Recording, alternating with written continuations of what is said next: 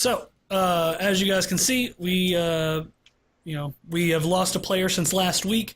Hoff is no longer with us, at least for the foreseeable future. He has some real life issues he's having to take care of, and now we are going to be going with 3 people, at least for the time being. So, other than that, I guess let's go ahead and get into the recap. So, pre-stream Hype V2, there you go.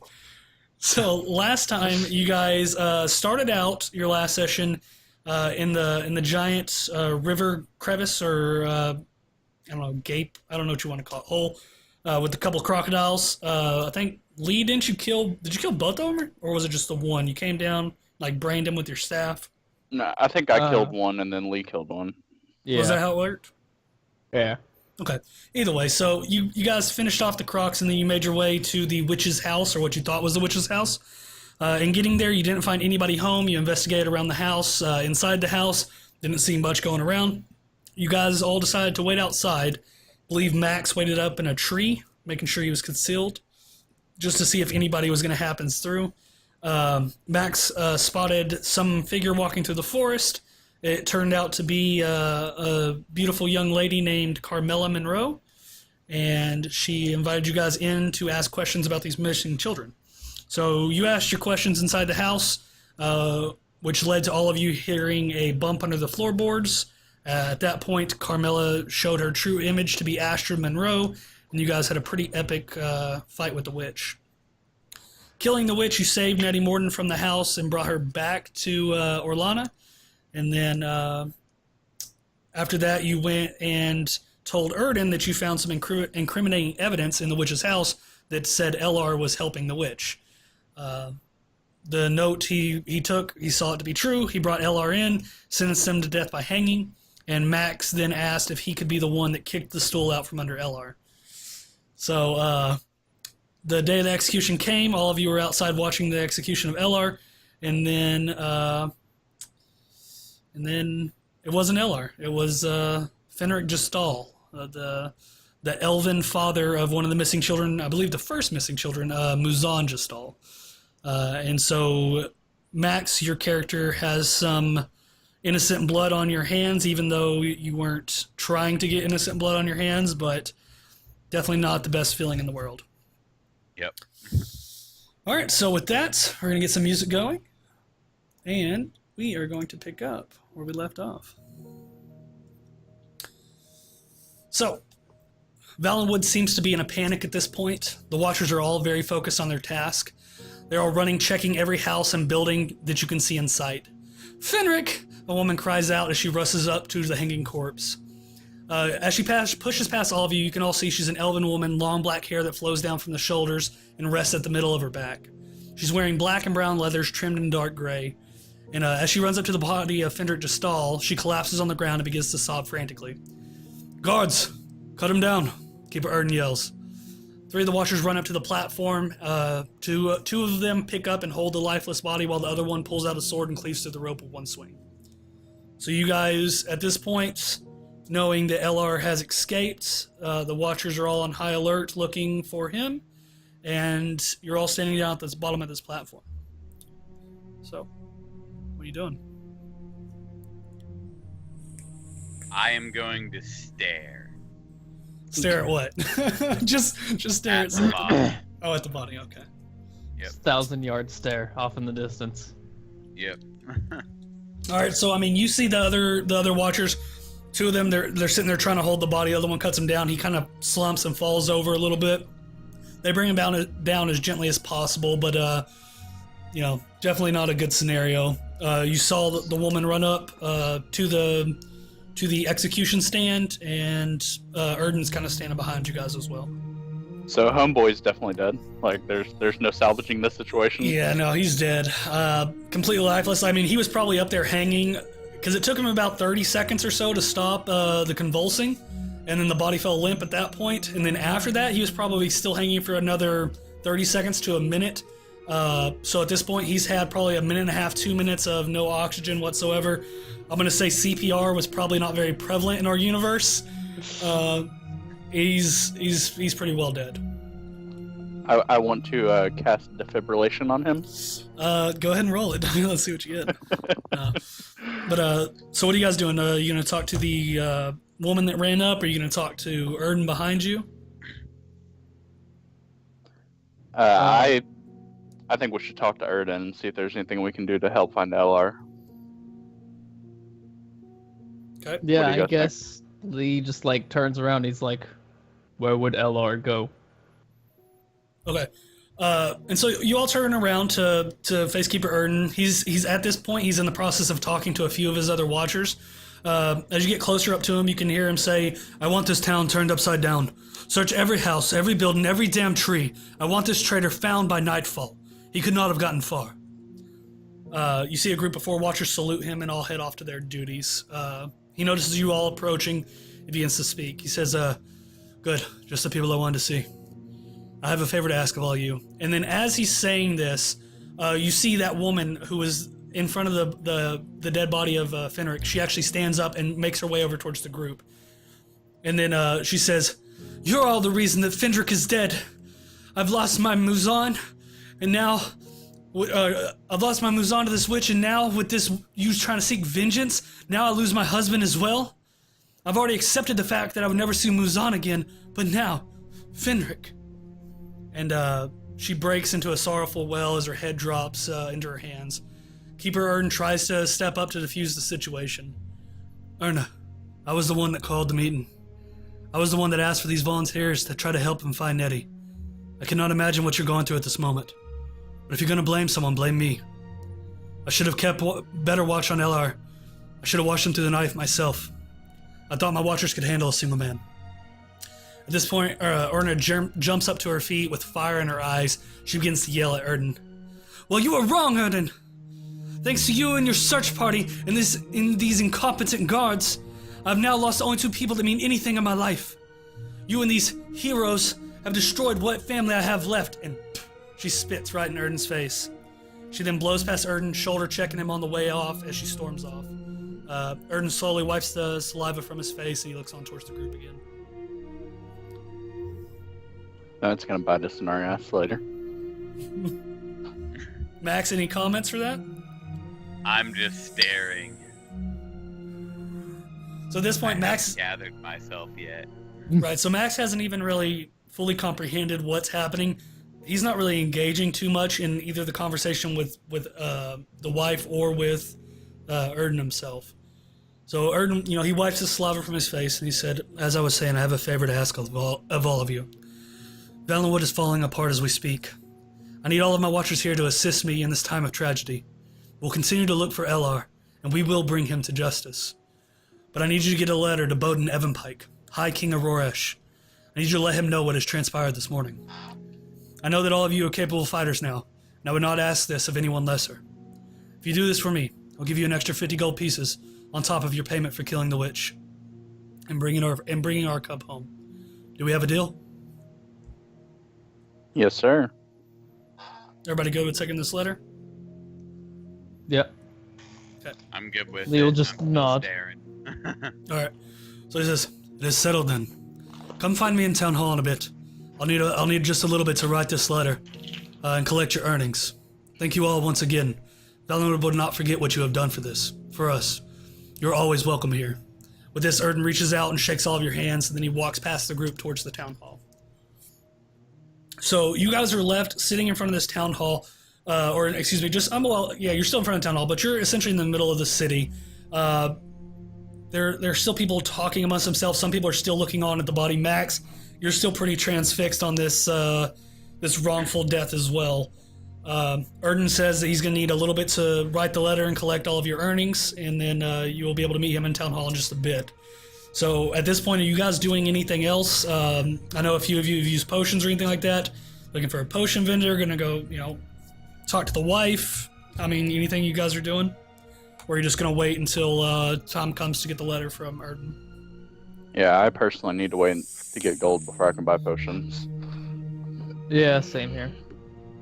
Okay, so Max, are you doing anything else, or are you all just gonna hang out until... I'm gonna zombie walk back to the bar. Okay, so you go to the bar, and are you gonna go try to get you something to drink? How much is a drink? Are you going to the bar? Or are you going to, are you going to the tavern or the brothel? The tavern.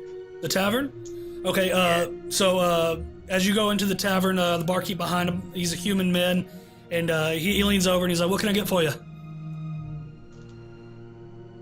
How much is your strongest drink? Strongest drink? That'd be 2 gold. I would like 3. Okay, so he's like coming right up, and he goes behind the counter, and he grabs 3 mugs, fills them all up instantly, and then pushes all 3 towards your way, holds out his hand for the 6 gold payment. I will give him the 6 gold and begin to chug them in succession. Okay, so you give him the 6 gold, he grabs it, puts it into his little front pocket, starts wiping off some spilled ale, and you're sitting at the bar throwing back ales. Thar'dia or Lee, did you go with him into the tavern, or are you guys just standing outside? You talking to each other or anything like that? Yeah, I think I would have went with him. Just make sure he was cool. Okay. Lee would still be outside of the town hall. He's basically sitting there seething.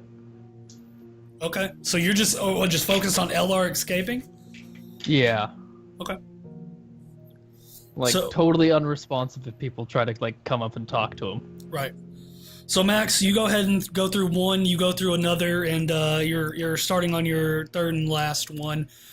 You threw them back very quick, so you are catching a pretty heavy buzz already. Because, you know, half elves, pretty small individuals, really slender, not a lot of body mass to you, so that alcohol definitely starts to take effect really quickly. Good. All right, so we'll say 30 minutes or so pass. You figure now would be more than enough time for Erden to have the note prepared and to have all your earnings collected. So you guys gonna make your way out, or Max, you staying in the bar and going for a second round? What are you doing? If I am told that it's time to go, I will stumble. And Alright. Stumble to along. go. Yeah, I put my hand on his shoulder and I say, hey, we should probably go and check and see if Erden is done with the letter. Okay. So Max, go ahead and just make me a straight D20 roll, Max. I just want to see how smashed you are. I got a 10. 10? All right, yeah, you're feeling a nice heavy buzz. 3 of them, you figure probably a couple more and you'd get pretty damn wasted. So nice heavy buzz. Hopefully that helps you forget what has happened. So you all make your way towards, both Max and Thaldak make their way up towards Town Hall. Lee, are you still standing out in front? Yeah, I'm basically just a statue by the door. Okay. So as you both approach, you can see Lee just standing there by the door, outside just waiting. Saying anything while you walk in, or? Let's go get this letter. All right, so all 3 of you start making your way inside. You get inside the town hall once more. You can hear disgruntled residents walking by as you're all entering the town hall. One of them actually leans over to one of the others and says, "How could they let him escape? Another good man's dead because the Watchers are incompetent." Another replies, "Hell, you think they'd keep eye on one man? What the hell are our taxes paying for anyway? This town's gone to shit." Pushing We hear a past... soft banjo in the background. Yeah, exactly. These are real simple people. Blacksmiths, hunters, you know, they're not too educated around here. So, you all get into the town hall. As you walk in, the doors are open, and the town hall is just swarming with Watchers at this point. You all make your way through, and then you can see standing in front. There's a few guards who are talking to Keeper Erden. They all seem to be standing over a table. He's hunched over Keeper Erden himself, and he has his hands on his sides. They're looking at a map of Valenwood and the surrounding areas. Erden addresses his guards. He says, "Start by checking the swamp southeast of town. This is where they killed the witch and found Nettie. I do not want any... make sure that house does not stand anymore. I don't want it on my land any longer. Understood?" I think we already took care of that, didn't we? Yeah, you I did. burned it. Yeah, he said he burned it, and Erden, he definitely knows you did. He just wanted to make sure it's no longer usable whatsoever. There's nothing left. Yeah, nothing left. Completely get it out there, destroy the whole damn thing. So with this, the Watchers all break away. They all push past you with haste, and Erden looks over towards the group and towards the entrance and sees you walking in. I'm glad to see you all came here. I do have the letter for High King Bowden. This letter carries the crest of Valenwood in its wax.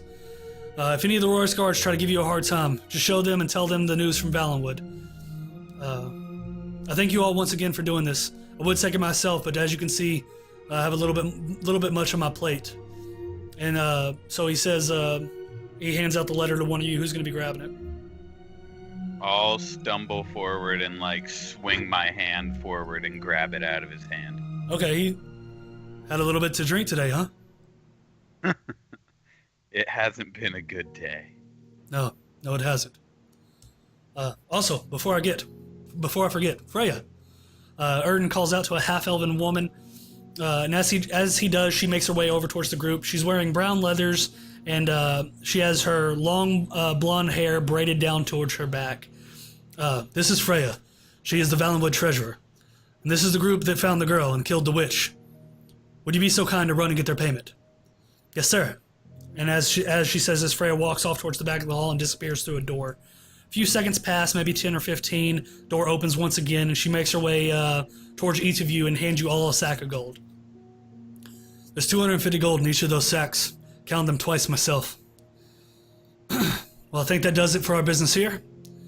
I could really use some help down in here if with everything that's going on. Follow the road north out of Valenwood, and it leads all the way to Roresh. Once you cross over the bridge, you're about halfway there. Do not give this letter to anyone but High King Bowden himself. It goes straight from your hands to his, understood?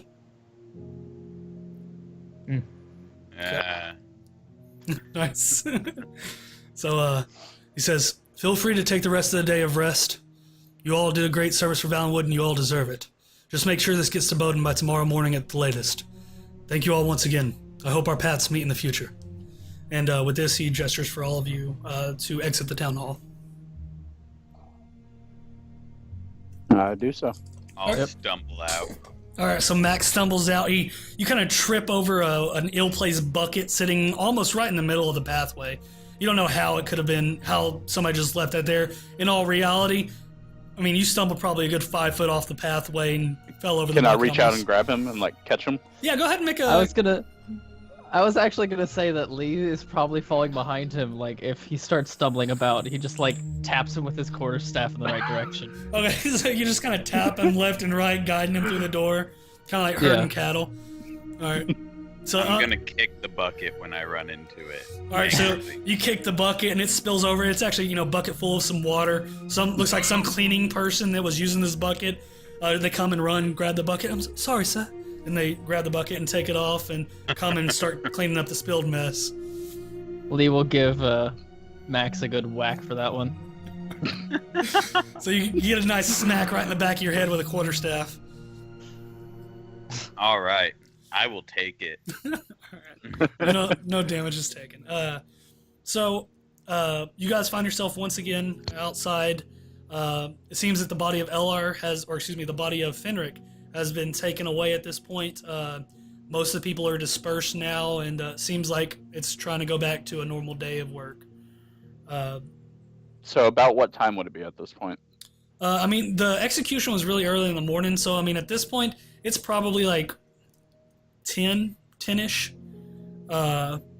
You guys do have a little bit of coin if you'd like to go and hit up a shop or something like that. Maybe go and grab something to eat as well. He did say, Erden says as long as you take the rest of the day for rest, just as long as you get the note to Bowden by the next morning is when it needs to be delivered. So you have the rest of the day to shop if you want, grab something to eat, and there was the arm wrestling competition that's going to be held tonight at the brothel if you guys are wanting to do that. Well, fuck yeah. That sounds like a Thardec thing.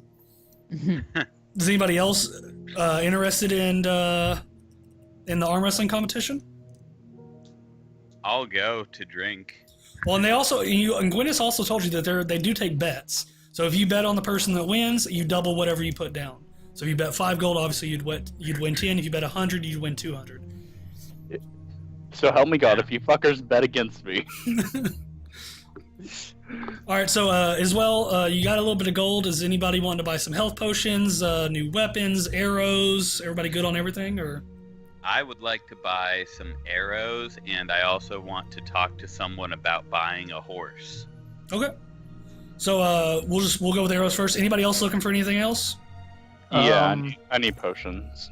Yeah, that's what I was thinking. Especially since we don't have a cleric. Very true, very true. Okay, so a couple of you are gonna go for potions. We'll do that first. So go ahead and make me just an investigation check. See if you can find the potion shop easy enough. Both of you go ahead and roll it.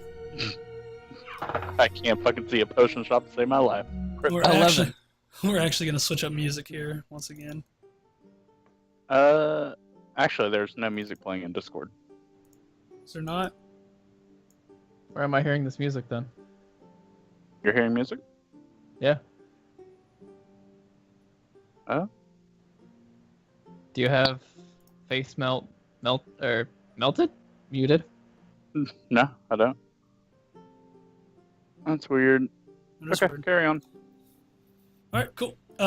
So both of you, or actually no. So Thar'dia, you don't see any potion shop. Lee does see the potion shop, and he kind of pushes you over in the right direction. Do I get a tap with the quarterstaff as well? I don't know. Lee does it? Probably. Yeah. Okay. Lee isn't actually saying any words at this point. He's just like gesturing and tapping with the quarterstaff. and So everything. you haven't stopped, or you haven't spoke since essentially you noticed that it was the wrong person that was killed. Yeah. Okay.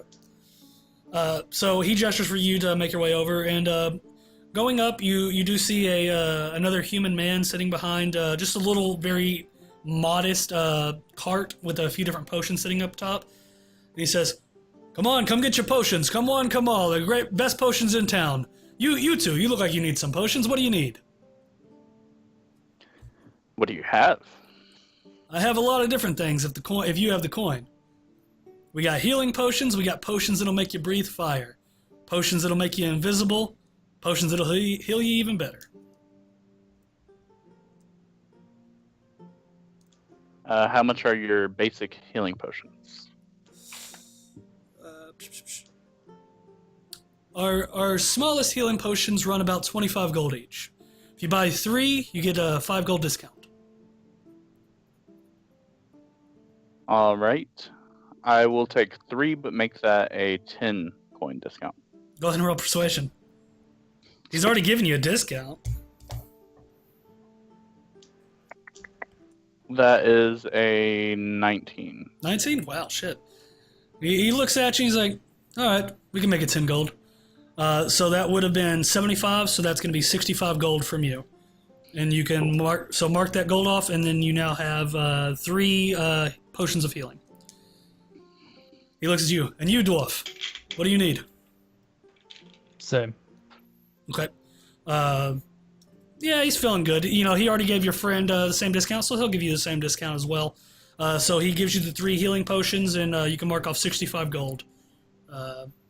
And then you now have 3 potions of healing. How much is that potion of invisibility?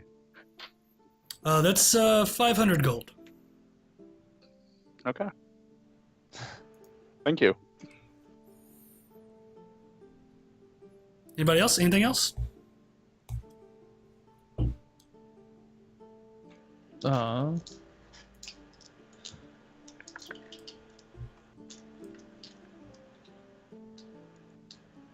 I guess not. Like, while we're waiting, Lee is basically gonna go hit a tree with the quarterstaff. Okay. Enough that the tree falls over at some point. I mean, how big of a tree are you looking for? Because you could spend all day. Yeah, like, I don't think it really matters how big the tree is. He's just going It's just to knock this determination. tree down. Okay. Yeah. So yeah, you go and just start smacking at a tree. Sounds good. Max, what were you wanting to do? It's not like Um, indiscriminate smacking, but like, yeah. I want to get a horse, and I want to get some arrows. All right, so you just want to go, I guess, to a general store really quick to see if they have any arrows. Your mic's muted. Yeah, and then run by the stables. Okay. So you make your way into just a general store, easy enough to find, sitting right off the main path. You see an elven man behind the counter, and he says, "Yes, what can I do for you?" I would like to buy some arrows for hunting. And I'm gonna slam down some gold. How much gold do you slam down? 16. 16? I think. He grabs the gold and he picks it up and he starts counting it and he says, "This can get you 12 arrows." Damn. I want more than that. That's a lot of gold. 13 arrows. Yeah, I'll take it. All right, so you make the deal. He reaches behind the counter and he grabs 13 very fine-looking arrows. Craftsmanship on them is pretty immaculate, and he hands them to you and grabs your gold and good to go. All right. So you making your way out to the stables now, correct? Yes. All right, so you stumble your way off to the stables. The smell of horse manure fills your nostrils. And you get up to the stables, and you can see there is a stable hand there. Seems to be cleaning a horse or brushing a horse or something like that. He sees you stumble up. Hey, watch! Hey, be careful there, bud. Don't fall down. I'm on a mission to go see the king, and I need a horse. You need a horse. Are you looking to buy a horse or to rent a horse? I need a horse. How much? Well, if you're looking to buy a horse, that's going to be about 400 gold. You're looking to rent one, that depends on how long you're looking to rent it. If you're taking it for the whole day, be about 50 gold. I'll be back for the horse. Okay. Sounds good. Stumble away. So you stumble off. Anybody else doing anything, or you guys just moseying around, hanging out until nightfall comes and heading to the arm wrestling competition? And we have had a long rest since our last fight, correct? Yeah, definitely long rest. Health point all the way back up. You get all spells, all that good shit. So. Yeah, like, unless you follow the sound of metal hitting a tree, you guys don't see Lee again for the rest of the day.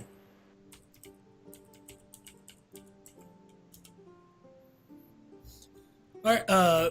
So anything else? Everybody good? So night falls. You. I don't know who's all making their way to the brothel right now. Lee, are you still staying out, or Max? What are you doing? Yeah, he's gonna stay out. Okay. Is anyone calling out about it happening? Because I'm kind of just wandering in circles around town. I mean, as you're wandering in circles, you can see a hefty group of people all making their way inside the brothel. So while no one's really calling it out, there's a lot of commotion and stuff over towards the brothel. And you do see, 15, 20, 30 different people all making their way inside there. So you would easily recognize it. All right, I'll start walking towards them then. All right, so you stumble over. Thodak, are you already there? What are you doing? Yeah, I'm heading over there as well. All right. So you make your way over to the brothel. So as both of you make your way inside the brothel, I mean, there's a lot more people in here than you seen last time. There's probably 30, 40, 50 people in here. There's not nearly enough tables for all these people, so a lot of people are just standing around. There's a band playing in the background. Drinks are going around. You can see some food getting delivered to different tables. They definitely are a lot more busy than they normally are. So you're all going in to check out the arm wrestling competition. Obviously, Gwyneth is going to be the host of the arm wrestling competition, and you don't see her as of right now, but there are a few barkeeps behind the bar itself, passing out drinks and stuff like that. If you guys want to make your way up to the bar. Yeah. Actually, I'm gonna look for Gwyneth in the crowd. Okay, go ahead and See if I go ahead and make a perception check. Max, what are you doing? I am going to try to find someone and try to make a bet for the arm wrestling competition. All right, so you're looking to bet. So you see a few different people going up, coin in hand, and they all seem to be making their way up to this very short gnome, male gnome. He has blue hair and he's wearing green and gold robes. He is sitting there writing down names and stuff in a book, taking coin and stuff like that. So you would assume that's where you'd be getting your bets for. All right. I will walk. Aren't gonna go up- find your lady friend? No. She's probably around. Got her kid back. You're not going for a round two? One kid is fine, but now she has two. Too much baggage. No. The one still has the missing child that you had fun with. Yeah. Oh, really? Yeah. Yeah. Yeah, that was a different chick. Oh, okay. Her kid's dead, though. I mean, if you want to have, like, a consolation session. Yeah, she did. Yeah, because Thaldak brought back the clothes to Erden, and Erden said he would take the clothes to the family. So at this point, you would assume she would know that her son was dead. There would be too many tears. All right, so you're going up to the bookie, trying to make a bet. Yes. All right, so as you step up, he says, what can I get for you? Doing a little bit of betting here, huh? I want to place a bet on big guy right there, and I'm gonna point to Matt's character. All right, so he looks over. What are you talking about? You talking about the half orc over there? Yeah, that one. All right, yeah, he Big looks guy. like a pretty strong contender. How much you want to put down on him? You double your money. Go. Shit.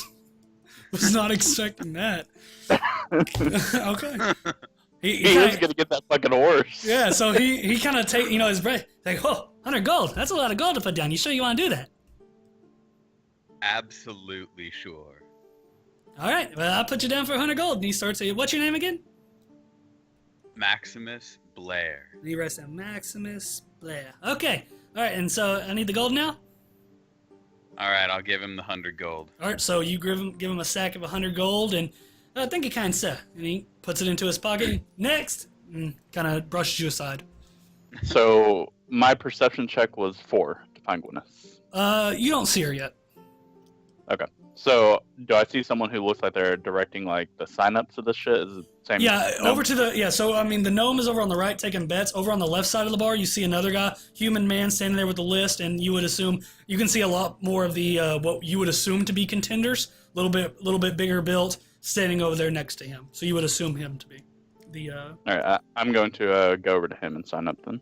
All right, looking to sign up, huh? Yes, sir. That's 25 gold for entry. Winner gets the Done. pot. How much is the pot right now?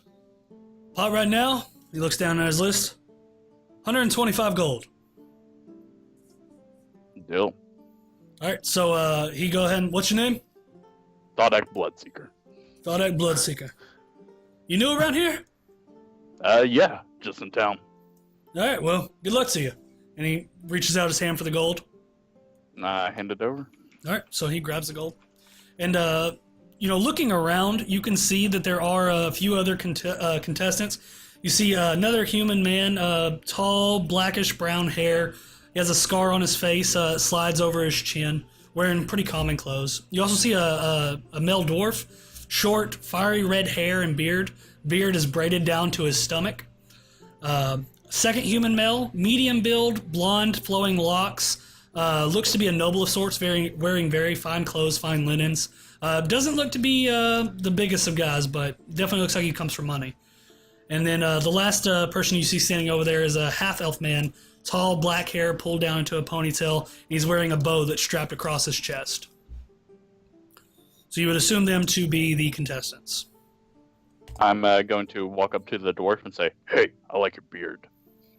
Hey, I like yours too. What's your name? Thar'dia Bloodseeker. Hope we Thar'dia. face each other. My name's Wallace. Hopefully we do. Good luck to you. Either way, I'll buy you a cup of ale after this. Oh, yeah, I do like some ale. And so, you guys hit it off there. So, everyone at this point, anything else? Anybody else do anything? Lee, have you made your way to the brothel, or are you just not going in at all? Has that tree fallen down yet? Go ahead and roll me. Go ahead and roll me a strength check. Roll a determination check, please.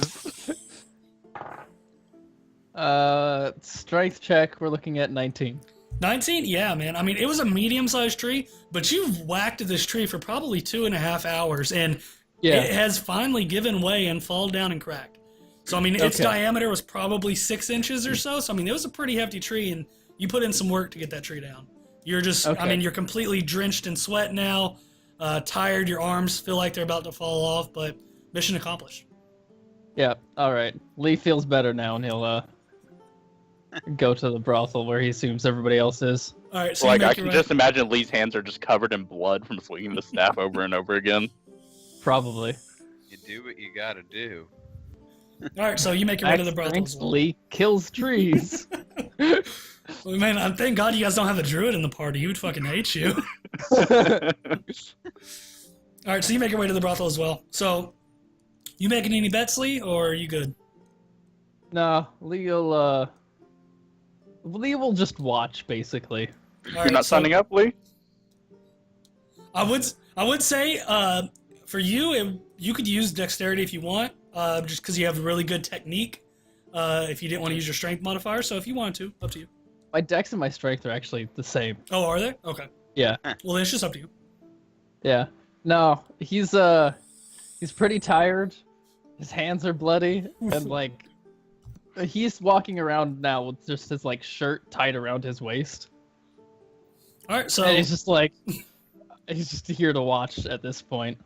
I would like to insert a disclaimer here saying that if Max loses all of his gold, it's not my fault. I will need you to sign a legal documents. My lawyer will be in touch with you. Now, how does vicious mockery work in this context? I would say if somebody catches you doing it, they're probably going to throw you out, and you'd probably lose your bet instantly. If they don't catch you, they don't catch you. All right. So you would have to, for that, you would have to roll a vicious mockery to hit, and if it does hit, then you would roll a sleight of hand. The sleight of hand would be obviously to see if anybody recognized you casting any spells on any of the contestants. Okay. All right. So with that, you good? You ready, Thodek? Yes, sir. All right. So at this point, everyone's paid up, bets have been taken, and everyone in the brothel is very riled up and eagerly waiting tonight's entertainment. From back in the corner, you finally see this small dwarven woman making her way through the crowd, and she hops up onto the top of the bar. She begins to yell. She says, "Are you people ready for a show?" And the crowd all begins to cheer. "Ah, that was weak. Let me hear you shout!" All the crowd gets much louder. It's almost deafening here. This place is just rocking tonight. This definitely seems to be the staple of this town's entertainment for the week. So she says, "Now that's more like it. Remember, a free drink for anyone who wins their bet on one of our fine contestants.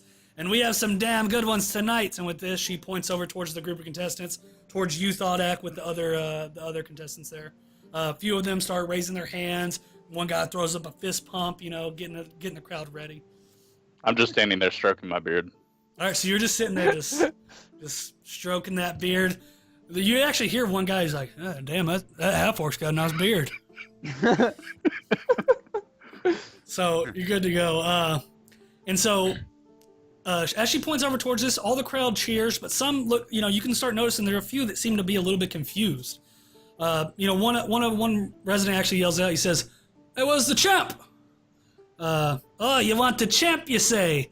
And the crowd goes into a frenzy once more, and they all begin to chant, "Black toe, black toe, black toe." This bar is just rocking and reverberating with this chant. And as the chanting comes to a climax, the doors of the brothel are kicked in with a resounding thud. The crowd goes into a roar as a short human woman enters the bar. Very stocky in build, and her muscles are just rippling under her skin.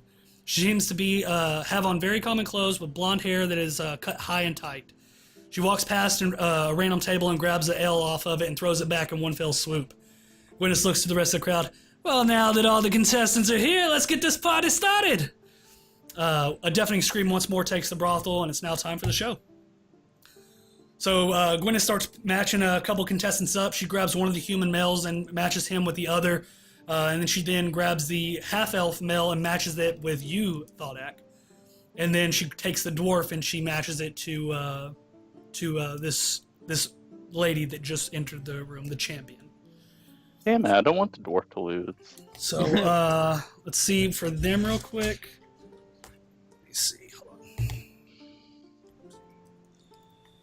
So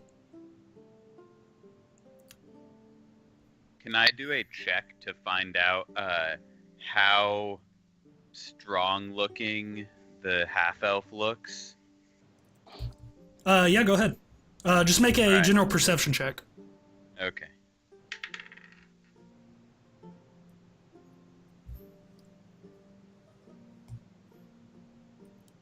$17. 17, looking at him, he's very slender built. He doesn't look like he has a lot of strength, but that's not to say that he might not have very good technique. Looking at him, you would assume he's probably done this once or twice, so he's not a slouch by any means, but he's definitely not the strongest contestant here.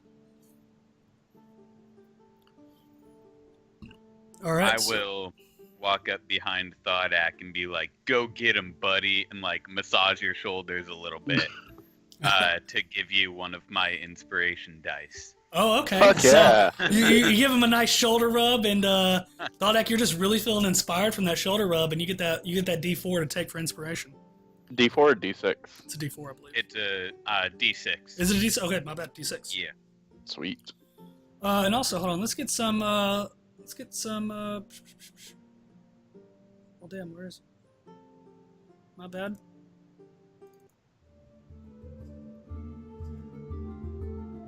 That's really loud. Turn that down. Get some end music playing in here.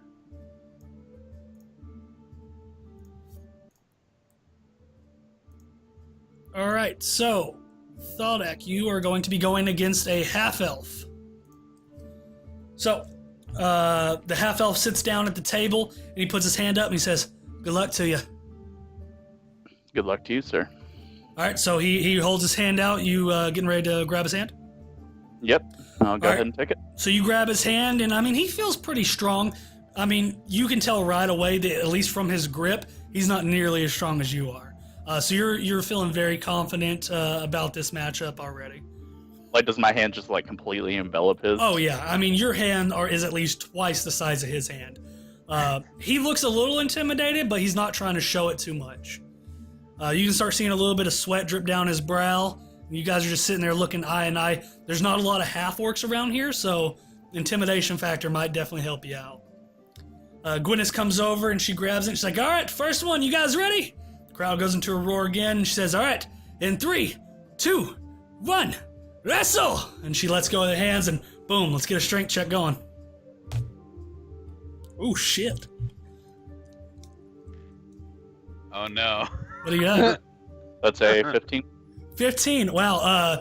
He just matches you one for one. Just boom, you go off, and you were expecting to really just put him down instantly, but man, he's holding straight up with you, just straight up vertical.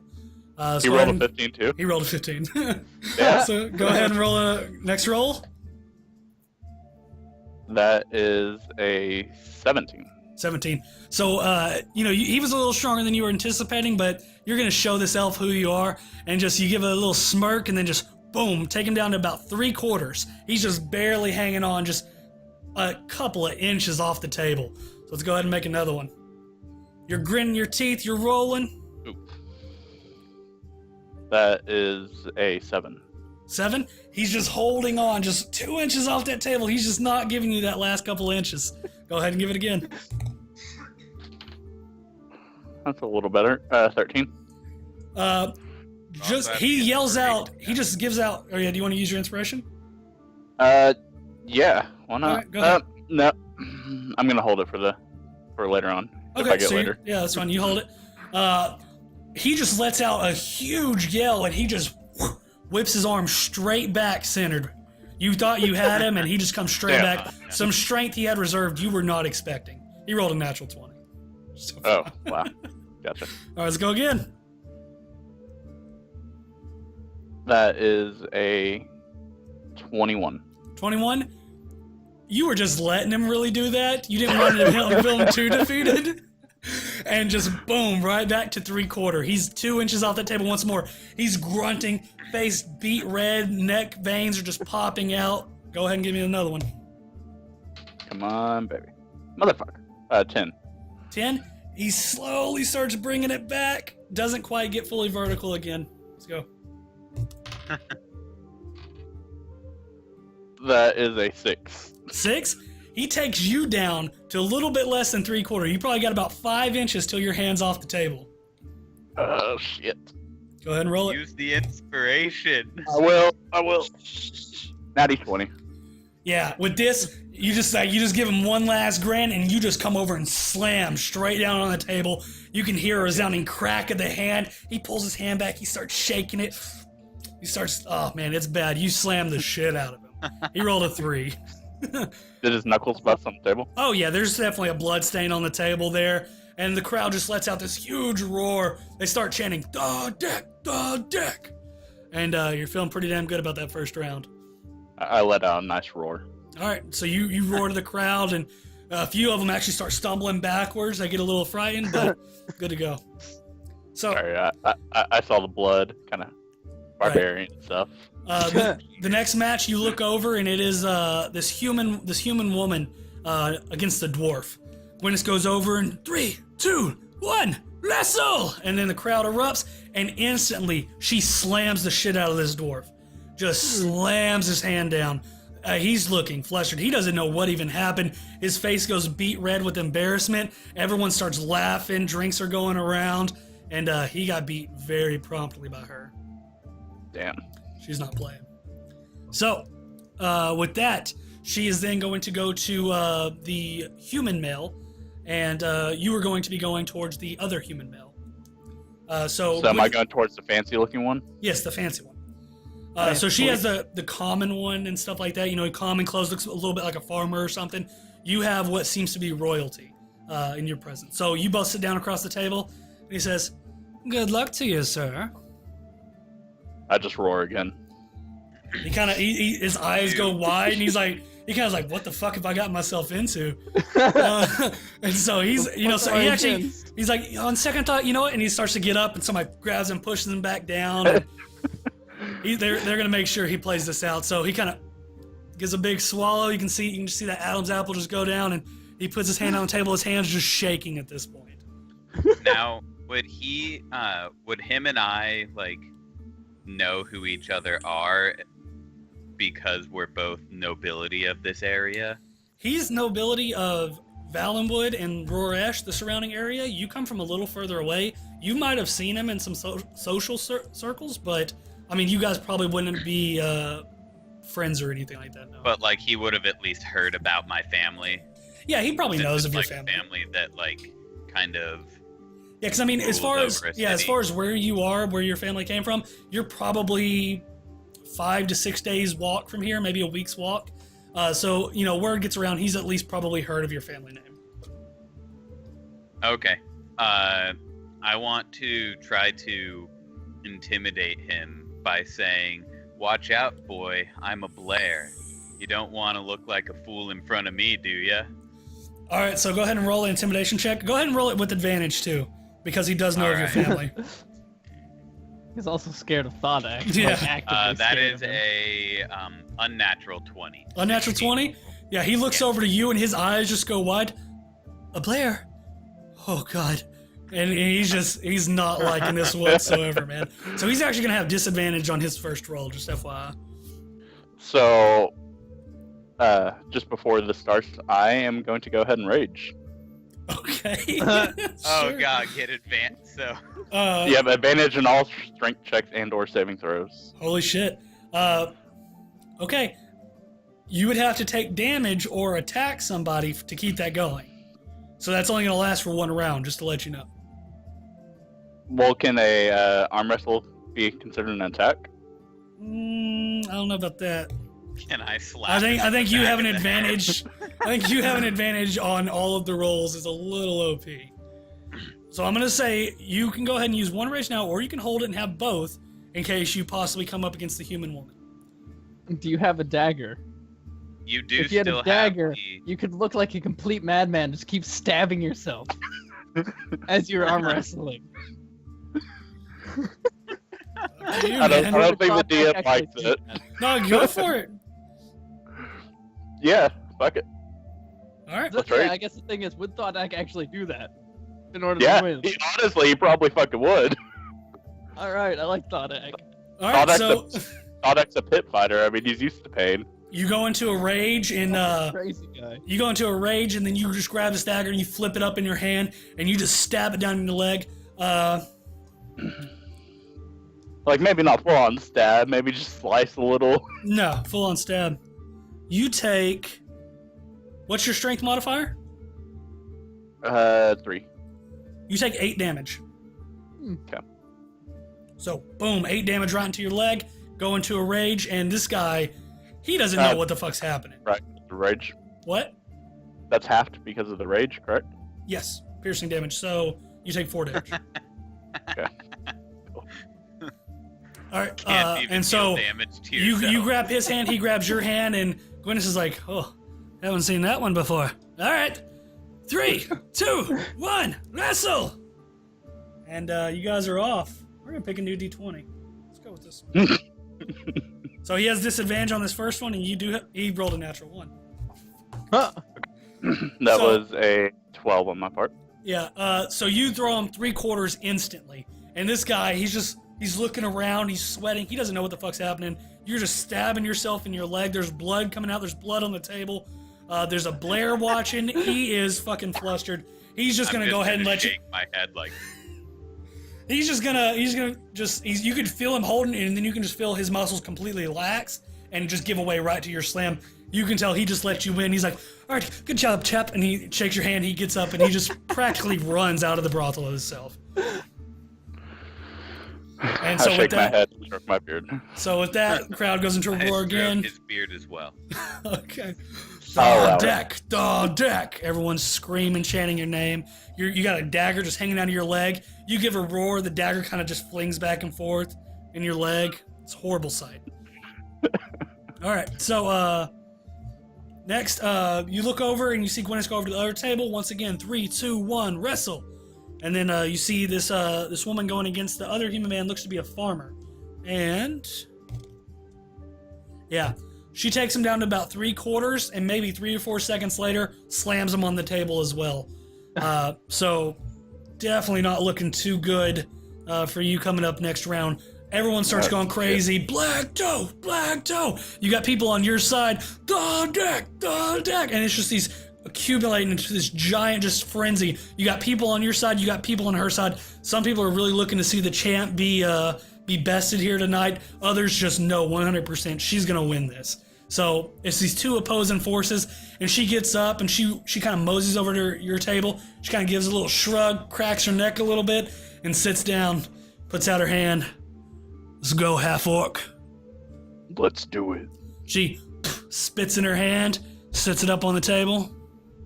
I smear my hand with the blood from my leg, then grab her hand. All right, and when she grips down on your hand, it feels like any of these other guys you've been against, they were nothing.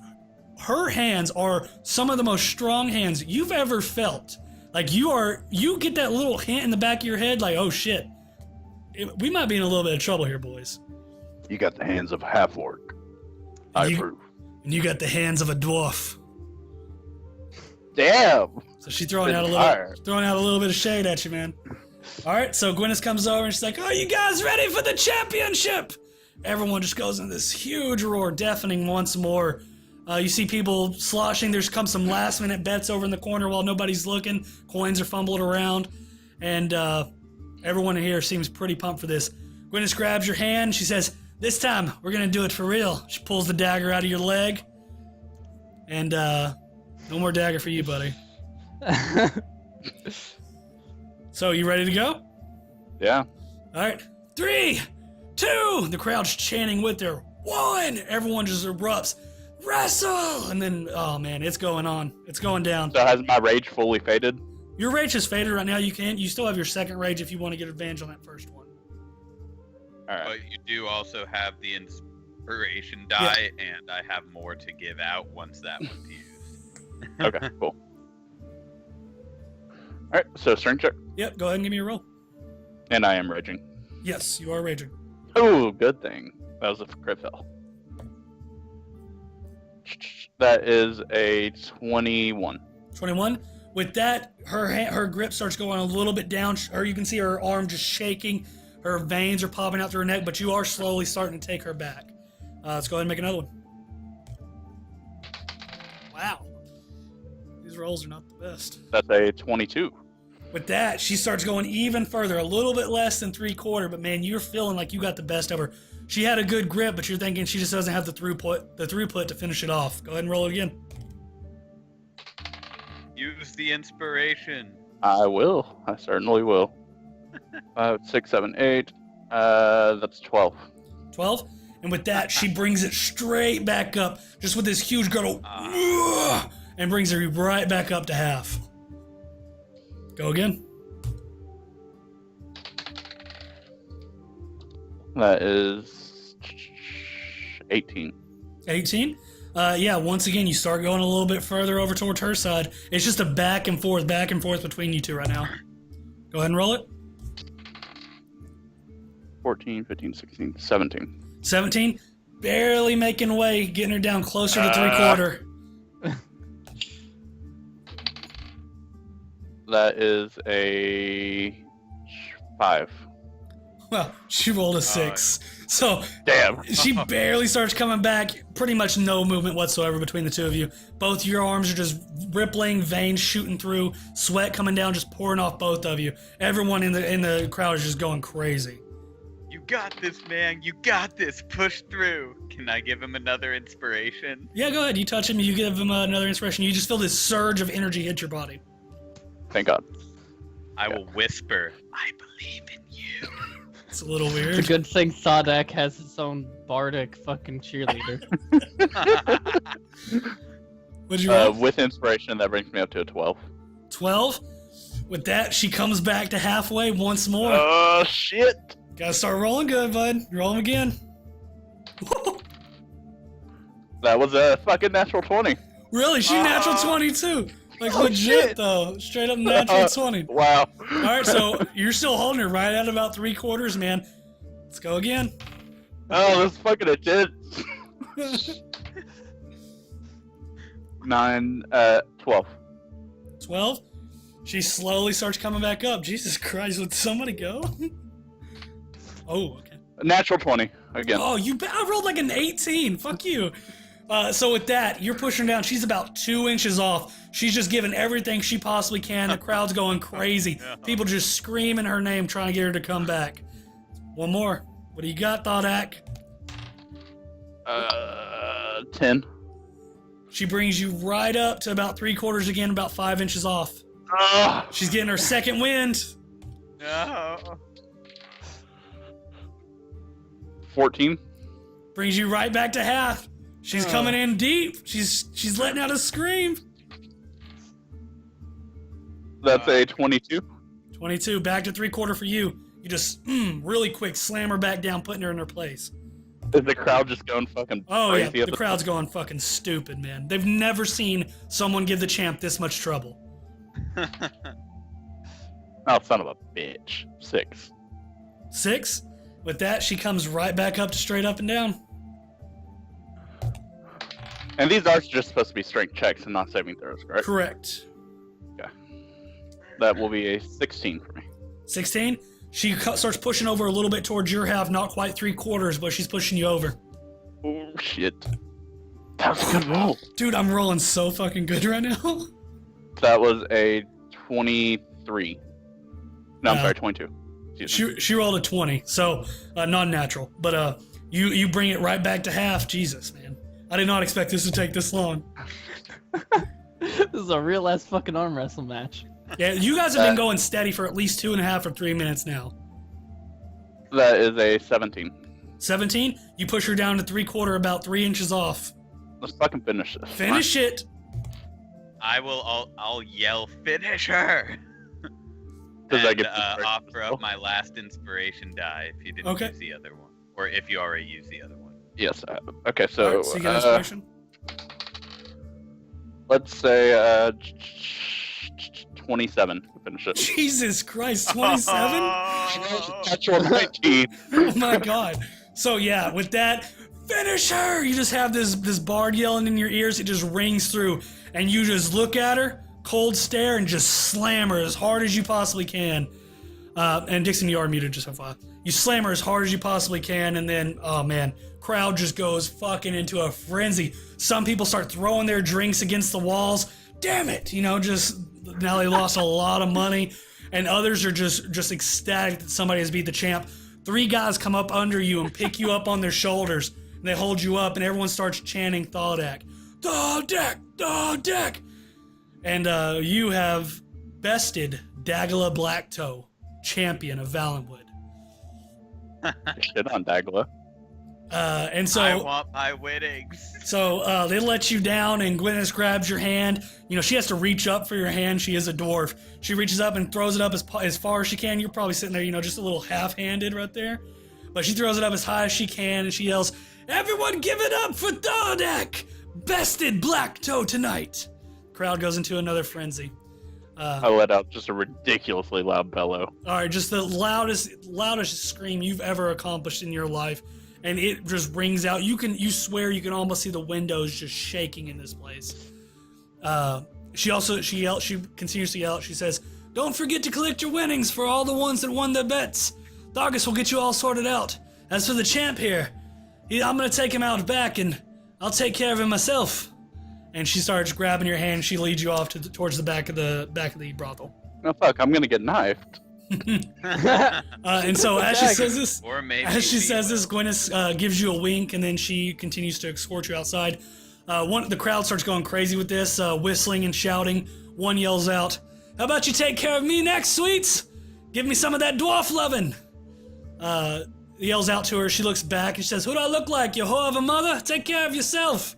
Crowd goes into another laughing frenzy. Everyone's drinking. The spirit is high tonight. Everyone, you know, with all that's happened, this is a way to forget their troubles, and you know, everyone's already it seems to have forgotten the travesty that have befell this town so far. But she takes you into the back, and she grabs all the earnings, and she says, "That was a fine fucking arm wrestle if I've ever seen one. Here you go." And she hands you your 125 gold. Fuck yeah. All right, and Max, you go over to the bookie, and he says, "Well, nice to see you again. I didn't think you were gonna get that 100 gold, but you damn sure did it. Here's your 200 earnings." Woo! And so he hands you I'm gonna 200. cheer. So, and make sure Yeah. you don't add 200, you just add 100. Because you put Yeah. down 100 and you essentially won another 100 on top. But you got an extra 100 gold, and Thar'dia's got an extra 125. Lee, no extra cash for you, bud. Monks don't care about money. All right, so, I mean, everyone's going into a frenzy. Everyone's drinking, singing, laughing. You guys going to be partying, or are you going to the inn trying to find some rooms? No, fuck yeah, I'm partying. All right, so Thar'dia, you just got these earnings. And Max, also, you get a free drink since you won your bet. Something that Gwyneth mentioned right at the start. All right, I want the strongest drink that they have. Yeah, so he actually reaches under and grabs a drink, and Gwyneth comes up behind the bar, and she like grabs his hand. She's like, no, not that one. And she reaches under. This will be the one you get. And she pours it for you and hands it over to you. Looking down, it's just like this black, almost molasses viscosity liquid, and just smells like pure alcohol. You've never smelt something so strong in your life. I'm gonna knock it back. So you throw it back, and instantly you just feel that burn go down your throat, and it just goes down into the esophagus, reaching the stomach, and just starts, oh man, it just burns like you've never felt this alcohol kind of before. You assume this has to be some kind of dwarven ale that you've only heard stories of. You've never drank something this strong. And you are definitely going to be feeling that one later on. All right. Ask her for 2 of those. All right, and she's like, "For the champ, no problem."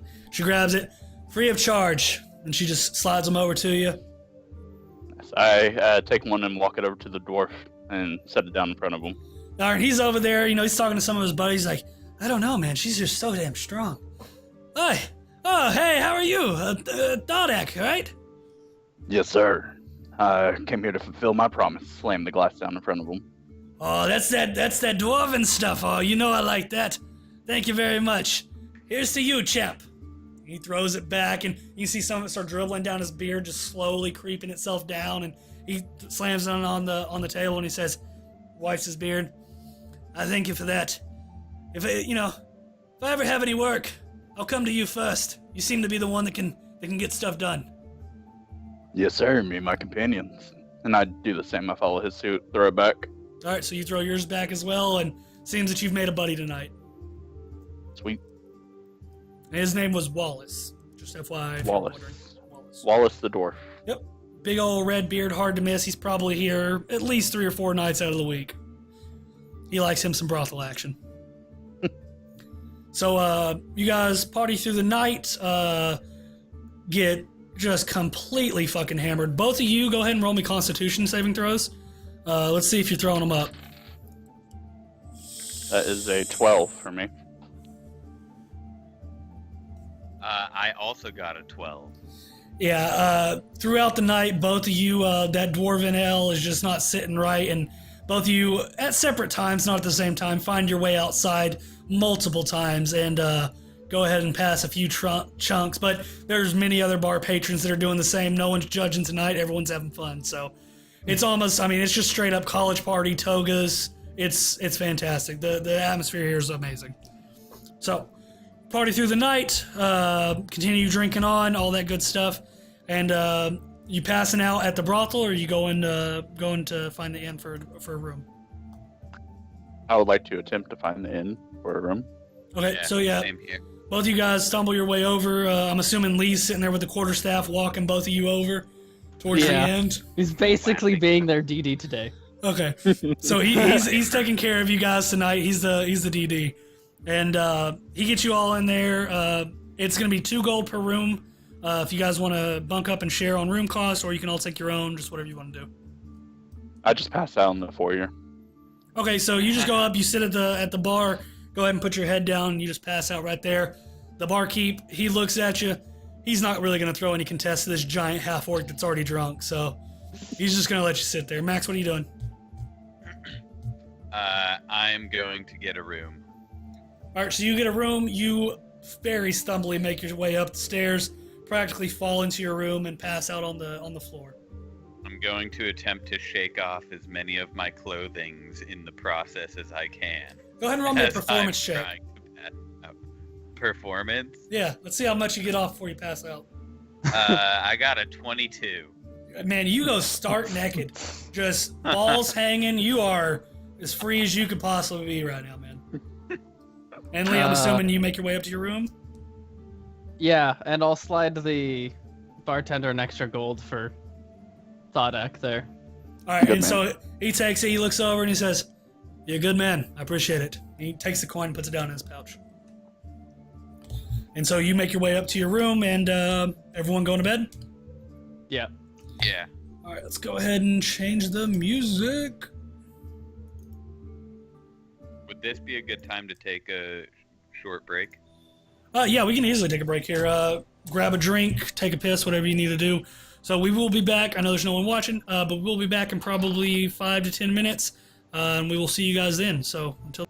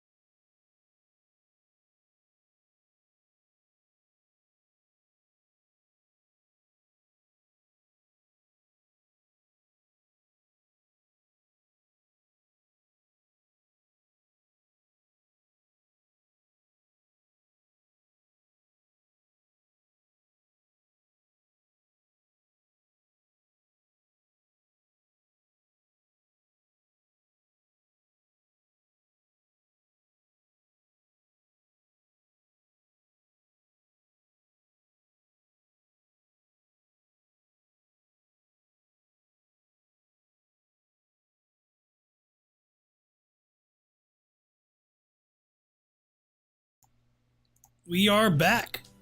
So, you all sleep like babies, especially both of you. You guys just pass out completely. I mean, you're dead to the world. You sleep for a good 9 or 10 hours. That Dwarven Ale is a lot stronger than you thought it was going to be. So, you guys all wake up, all find your way into the front of the inn in the morning. You guys eating breakfast or anything like that, or what are you doing?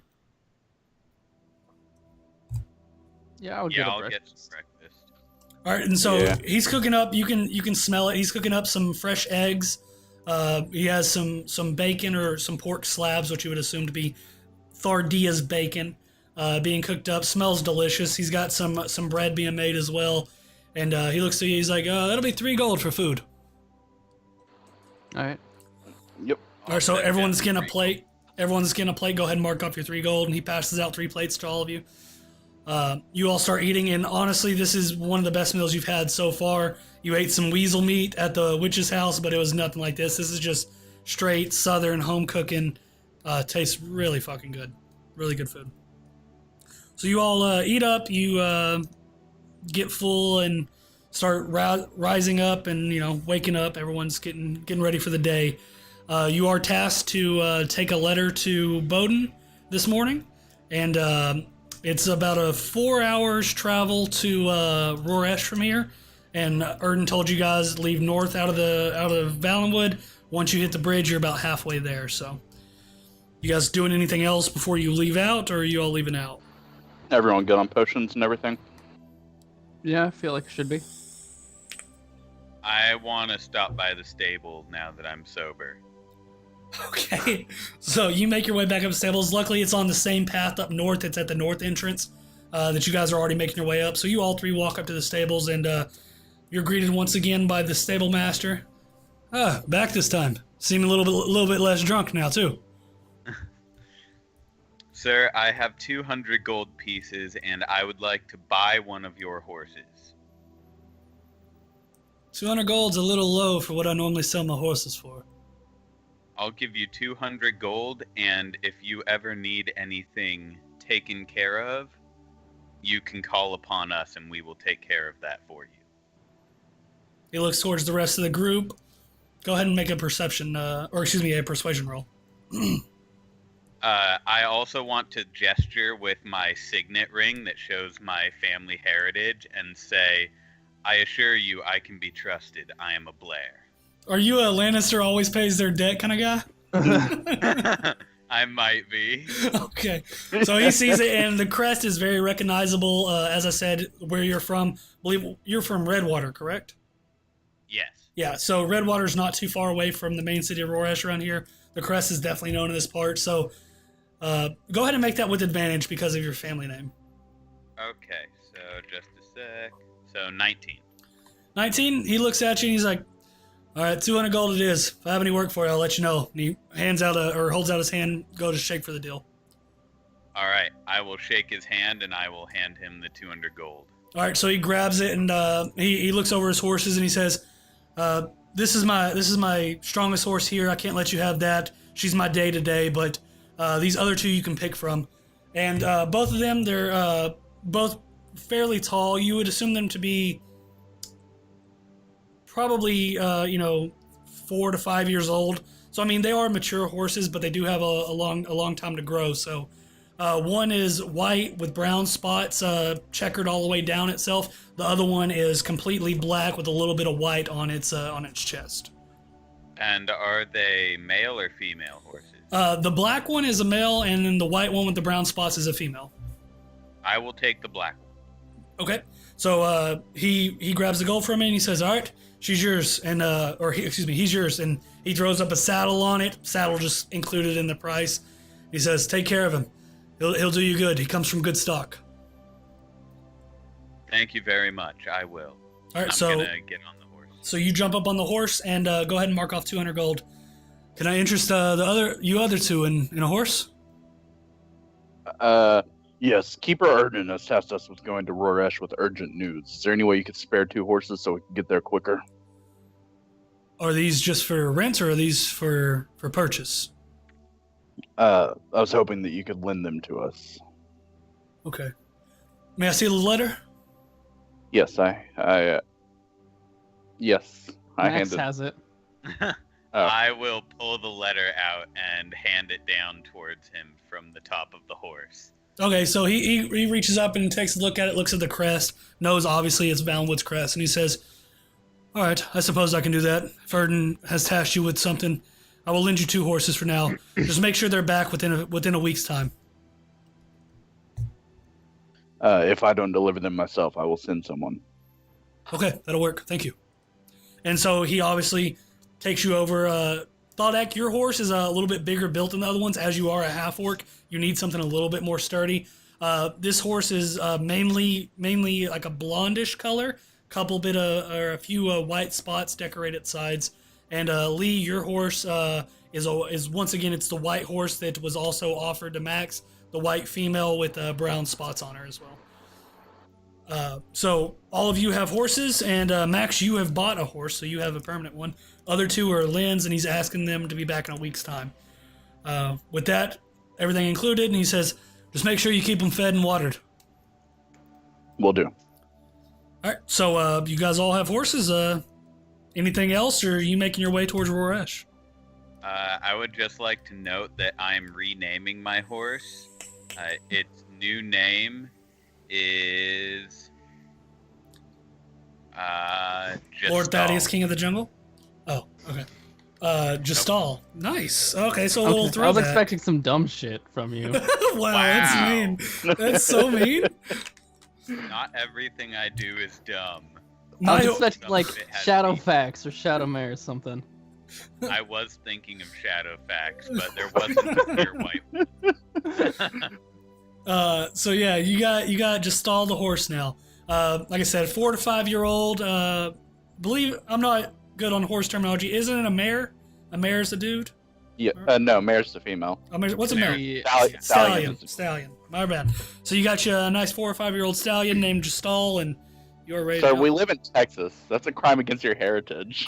Dude, I was never Like, raised what- with horses. I can tell you the difference between a heifer and a bull. that's my claim to fame for Texas. These Air Force people are pretty weird. They are weird. They are. No offense to any horse people out there. Sorry, but you're weird. There's no one watching. We're No, good. I know. Well, if I'm anyone, sorry, but you're a what if we weirdo. blow up and we're like huge and everyone's like, "Oh, this show's so good," and they go back and watch the VODs and they're gonna get pissed off and stop watching. So you gotta let them know. All right, so you guys are good to go. You start making your way towards Roresh. You all make your way out of the north gate of Valenwood. Just as with the south gate, you can see that there are 2 guards on either side of the wall sitting up on perches. Both have crossbows and are keeping an eye on the surroundings. The road before the group is a lot more well laid than the path down to the south. It seems like this one gets a lot more traveled than the southern road. To the left of the road, as you guys start making your way down it, you can see there are a lot of farming fields that were right outside next to Valenwood. You can see some farmers out there harvesting crops and planting new ones as well. A low fog is hanging over the fields in the early morning as you guys make your way out. It's yet to warm up. It's probably somewhere 65 degrees or so. And definitely in the fall. It's probably not going to get much higher than that today. You can see that there is a decent-sized stream that runs parallel to the right of the road. There's rocks and logs in the stream that are breaking up the water, so you can see some small rapids that are forming. Birds are singing their songs, and out in the distance you can hear an elk let out a bugle, cascades down through the mountains. So you guys are well along your way on this trail heading towards Roresh. You guys doing anything? Talking? Anything else? Keeping an eye out for something? I'm kind of slumped down in my saddle, trying to hope that my headache goes away. Yeah, you definitely got a hangover as well as you do, Max. Every time I have to direct the horse to do anything, I'm going to say, Justal, like, here Justal, there Justal, to kind of like Try to get it, get it to learn the name. Okay. Yeah, so I mean, just every movement you make, you always mention Justal, and at first, you don't really see any interaction with it. You start hearing, as you take them left, right, over logs and stuff like that, you start to notice when you say Justal, you can see a little flick of his ears from time to time. So you're thinking, maybe he's starting to learn that when you say Justal, he needs to do whatever you're commanding with the reins. All right. Lee, you doing anything else? You just traveling through nature, taking in the beauty? Lee's making as much noise as possible. Just to fuck you guys. Hangovers. He's probably like, I'm wearing like traveler's clothes. Yep. So if they have long sleeves, what I've probably done is ripped off the long sleeves and like while we're traveling on the back of the horse, like I'm just wrapping my hands up. Okay, Because just they're probably for still the wounds. fucked up from yesterday. Yeah, you definitely have a lot of opened up blisters and stuff on the hands from the 2 hours you worked on that small tree. Yeah. So you're ripping off a little bit of clothing off your arm and wrapping your hands up, tying it tight, so you kind of have makeshift bandages for your hands. They are still very tender, and it definitely got worse overnight as the muscles, got sore and stuff like that. So Yeah. so as you guys you push on, you continue riding along this path for somewhat of about 2 hours or so. Nothing notable really seems to happen during this time. There's just nature all around. You can see some foxes, rabbits running around. You spot a few deer and stuff like that, but nothing out of the normal that would really catch your eye or anything like that. As I said, you were going for about 2 hours, and then finally up ahead in the distance, you can start to see what seems to be a bridge. It seems to be the bridge that Erden was talking about. So at this point, you're about halfway to Roresh, and you probably have somewhere around 2 hours left until you make your way to the gates. Being further down in the valley at this point, as it did descend coming from Valenwood's a little bit more up elevation-wise, and so descending down a little bit more, the trees start giving way to smaller shrubs and tall grasses and stuff like that. There are still a few trees dotted around here and there, but it's not nearly as thick of a forest as it was back up in Valenwood. The trees that are here seem to be a lot smaller than the pines and cedars, not really these big evergreens, but just some small hardwoods. So you all push your way up, and you make your way to the bridge.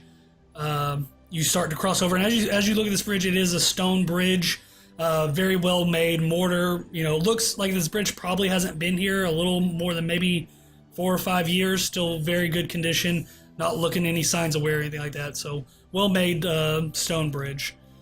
And so you guys get to the bridge there. It does cross over a bigger part of the stream. There is water running, obviously, under it, running pretty quickly. Has a pretty fast current running down. You guys stopping, filling up skins or anything like that, water skins, or splashing some water in your face for you two that are hungover or anything? Yes, definitely. Yeah, I'll fill Alright, up so what are my you guys doing? water skin. Okay. And I'm also going to say, generally bridges are common places for bandits to strike. So I feel like before we cross this and get ourselves into a bottleneck, we do a little bit of scouting first. Okay. So he lets you guys know I'm that. going to, like, go up and down the shoreline with my short bow ready. I just flop into the stream. Okay. So you jump into the stream, and the water's running past pretty quickly. Not jump. I don't have that much energy. I flop. Yeah. Well, there are some big rocks and stuff in here, so you might go down gingerly, or you just flopping. Just flopping. All right. Go ahead and let's just see. As you flop down into the stream, you just kind of like open your arms and lay back into it. You come down and you just hit right on this gnarly rock. It's just right in the middle of your back. You actually take 3 damage, and definitely hurt. You were not expecting that big of a rock to be under the water here. It's alright. Lee is just Oh, that's half, isn't it? No, no, I'm not reaching. reaching. Lee is just tending to the horses, like just watching over them. Or maybe you lead them up to the stream, let them get a drink or something like that. You guys have been traveling for a couple hours, so they all walk up and they start drinking out of the little stream that's running here, and they definitely seem to be needing it. They start drinking pretty heavily. So Max, you're walking up and down the stream. Go ahead and roll me a perception check and see if you see anything. All right.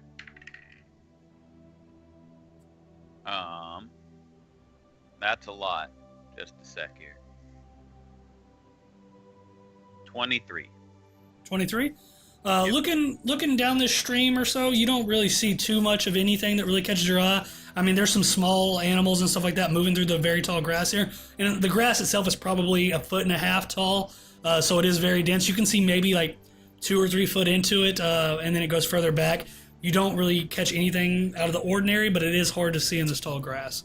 You do see some movement every now and then. You might see a rabbit or something pop out, but nothing notable yet.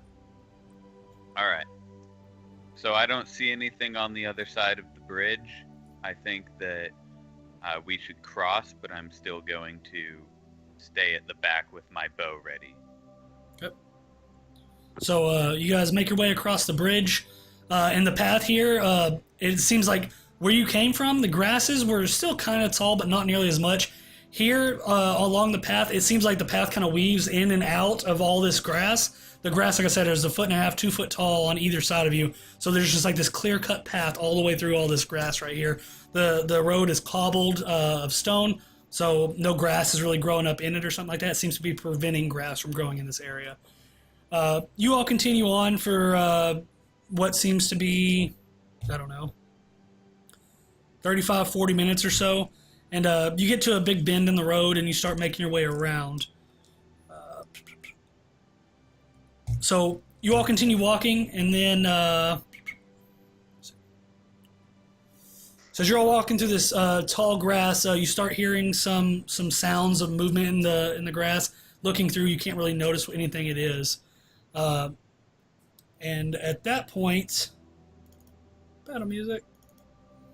3 giant spiders jump out, and they're coming right at you guys. Just let you know they did roll a stealth check, and none of your passive perception saw them. So Fantastic.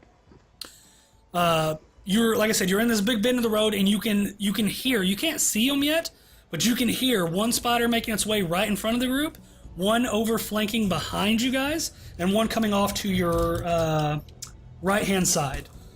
So you have one coming from behind, one coming from in front, and one off to the right.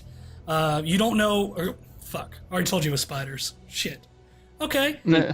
Yeah, All right. You guys see them. They're spiders. They're coming at your fucking face. And they're all somewhat about 30 foot out at this point. So they're all going to move up, and they are going to make attacks against you guys. So, one is going to make an attack against Lee. That is going to be a 8 to hit. Nope.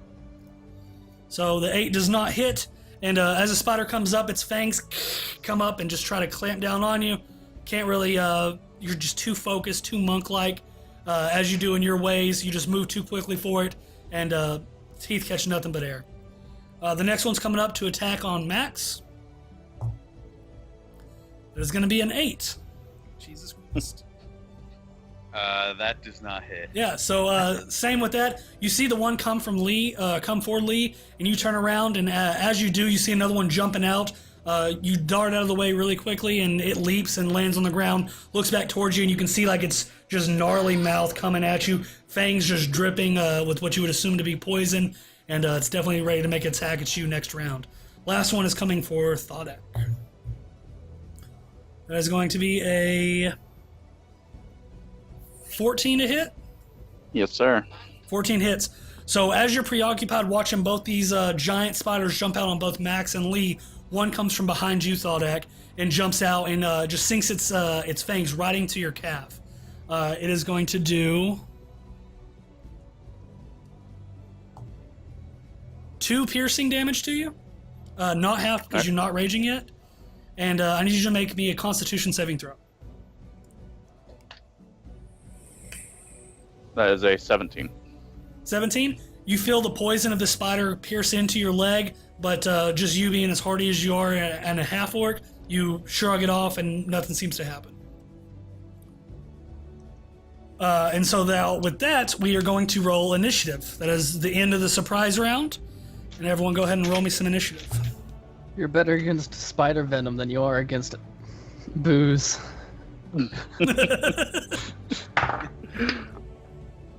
All right, so that's going to be 25 to 20. Anybody? 15 to 20? I got 17. 15. What'd you have, Max? 15. Or 15? Okay. I also got 15. Okay. Or 16. I'm dumb. I can't. 16. Apparently No, I that's can't do fine. math. Yeah, no, you're 16. good. You're good, man. So we have Lee and then Max. Thodak, what'd you get? 13. 13.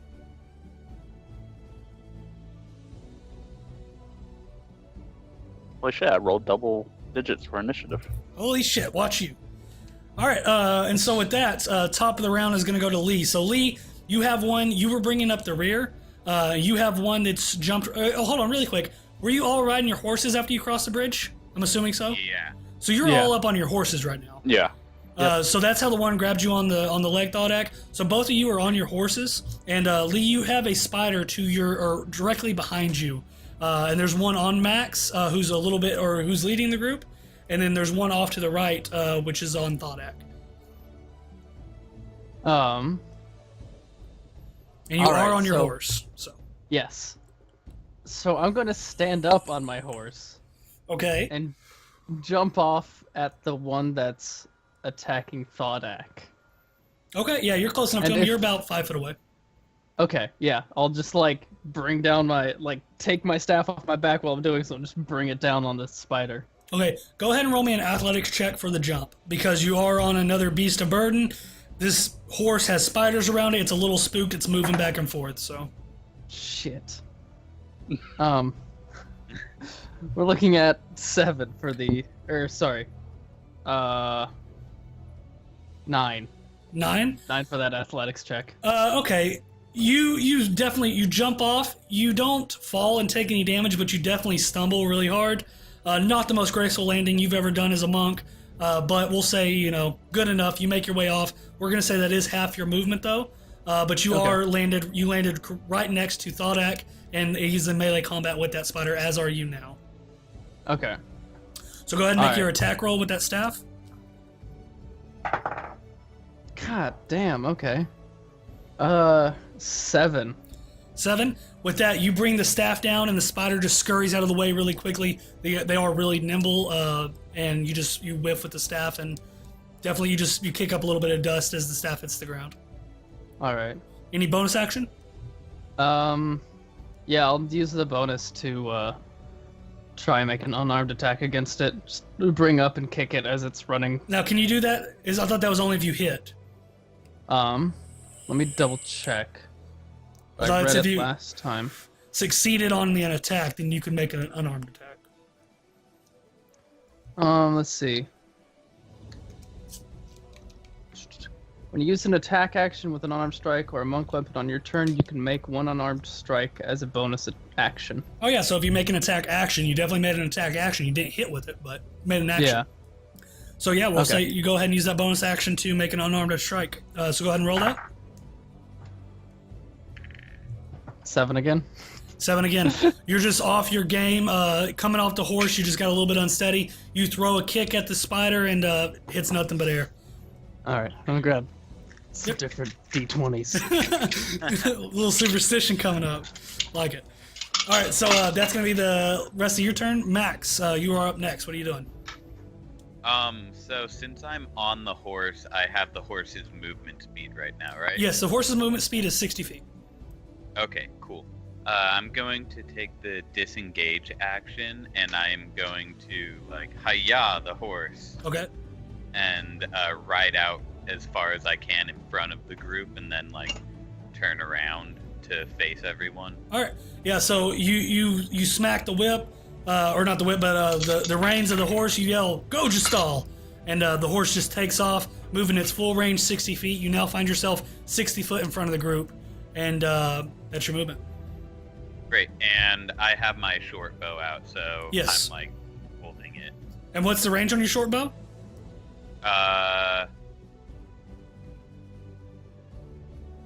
I'm not sure, but I think 143.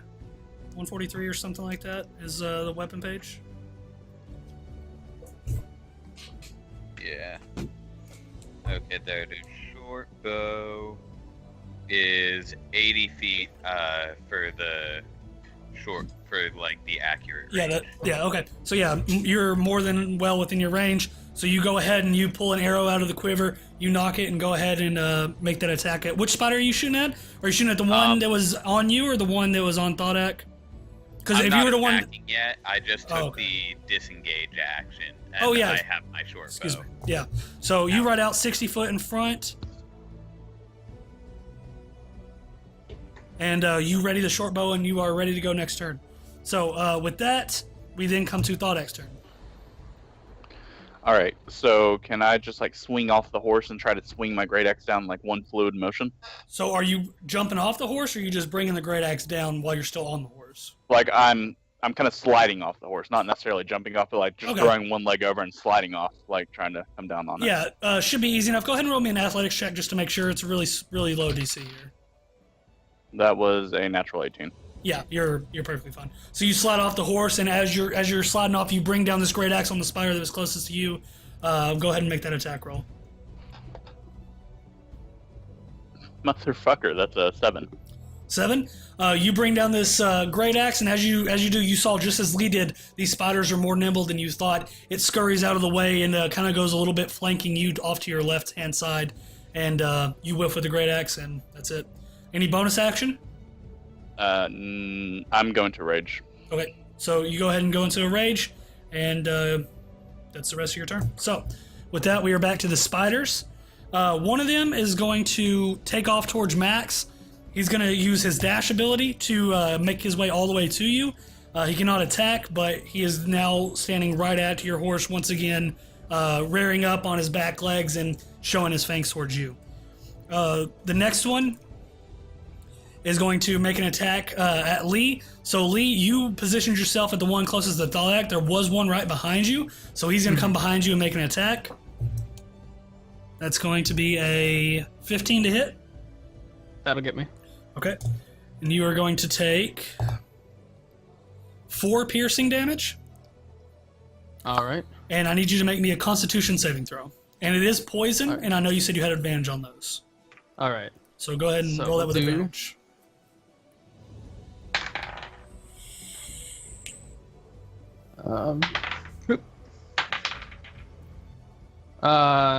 We're looking at 21.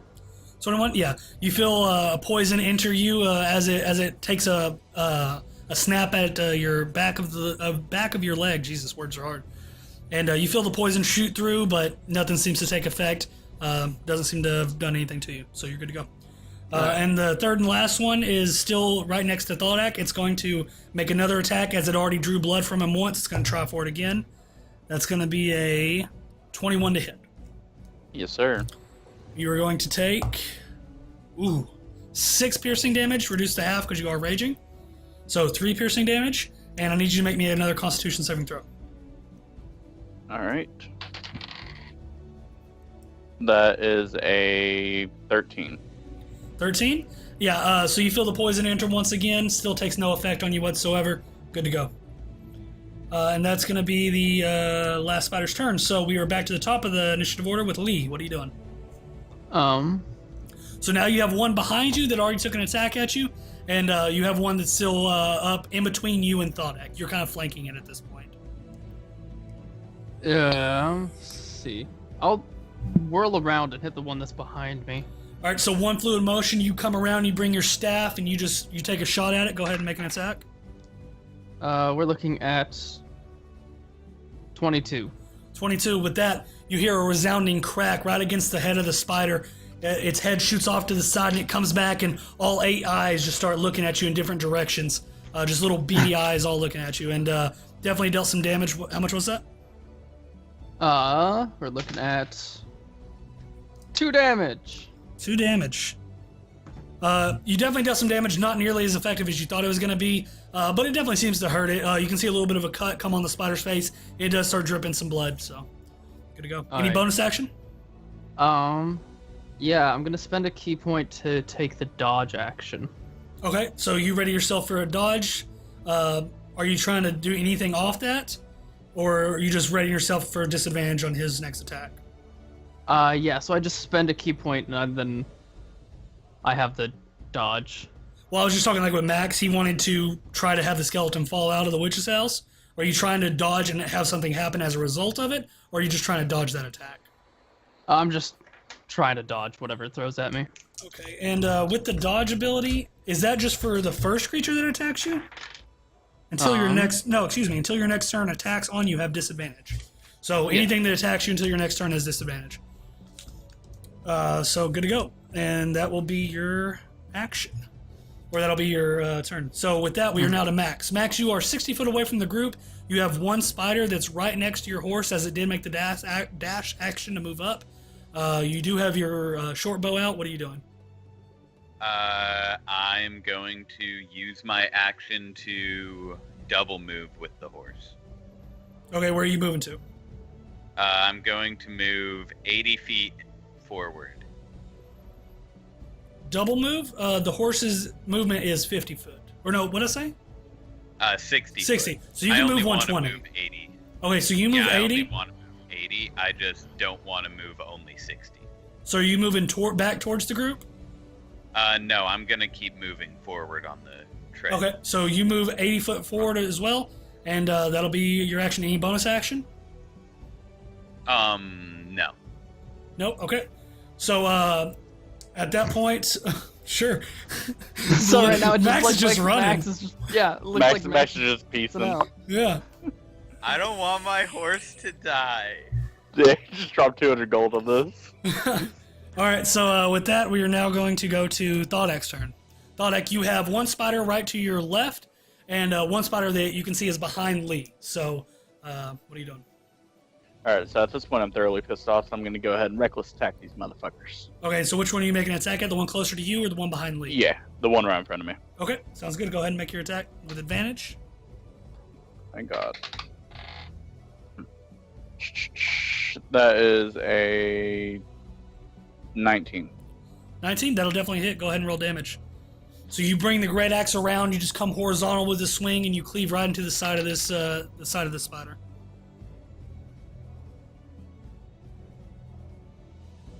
That is a 10.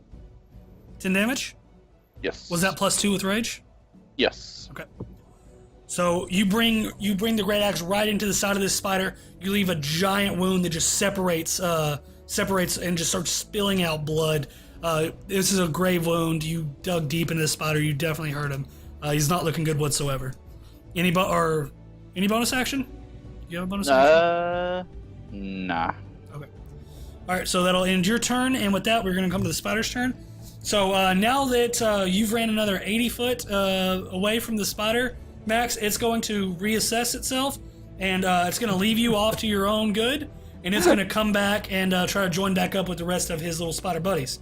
So he's going to take the dash action and get all the way back to right behind Thordak and right closer to Lee. So that spider's back in combat with them. The spider that's closest to Thordak is gravely wounded. It's actually going to retreat into the grass itself, and it's going to... Let's see. You would go ahead and get an attack of opportunity on it. Both of you guys would. It is within 5 foot of you, and it's going to try to retreat off into the grass. So go ahead and roll an attack of opportunity. Sure.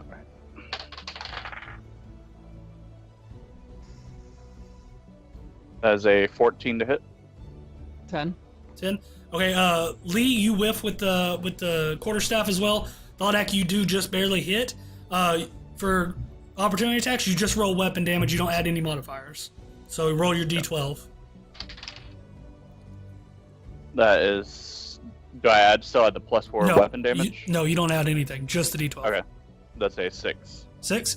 Okay, and with that, you bring that great axe in it right as it's running away. You actually chop off the back abdomen of this spider and it just starts spewing blood onto the ground. And he continues to run off. He lets out a huge piercing cry hiss, and he just runs off into the grasses further than you can see through them. He is gravely injured and not looking well whatsoever. So, other than that, we are going to go to the spider that is behind Lee at this point. He's going to make another attack against you, Lee. Alright. That's going to be a 9 to hit. That'll miss. Alright, so it gets preoccupied with just seeing its other friend just get cleaved in half. It comes at you with its bite again and just misses. You're just a little bit too quick. You actually take your quarterstaff and throw it in between the jaws of the spider. It slaps down on the quarterstaff, not doing anything, and it lets go and kind of recoils and backs up just a tiny bit, still staying within melee combat with you. And that'll be all 3 spiders once again. So with that, we're to the top of the round, and we are back to Lee. All right. Let's just. Lee is kind of frustrated, and he's just gonna try and hit this thing. Okay. So you're just gonna take another whack with that quarterstaff. Go ahead and roll it. God damn, 7 again. 7. You just, there's something about today, with you just keep thinking maybe it's killing the wrong man with Hendrik. You're just off your game today, and you whiff with that staff once more. You just don't seem to be in tune with that spiritual side that you normally are. Any bonus action? Unarmed Yeah, strike? I'll try to kick it. Okay, so you're kind of getting a little pissed off, and you just throw out a soccer kick right at the spider. Okay, that's 23. All right, with that, you definitely go right into the side of the spider. It recoils from the force. Go ahead and roll the damage on it. That is 3 damage. 3 damage? Okay.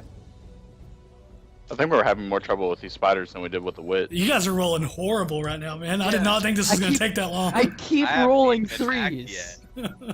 Yeah, Max is just running down the fucking road. This is Max great. pieced the fuck out, and I can't Hey, hit worth wait shit. for my turn. The strategic planning comes in. All right, and with Yeah, that so strategic strategic. planning, we are now to Max. Max, you are now, how far would you be? You would be 120 foot? No, 130, 140 foot away. 140 feet. Yeah, 140 foot out.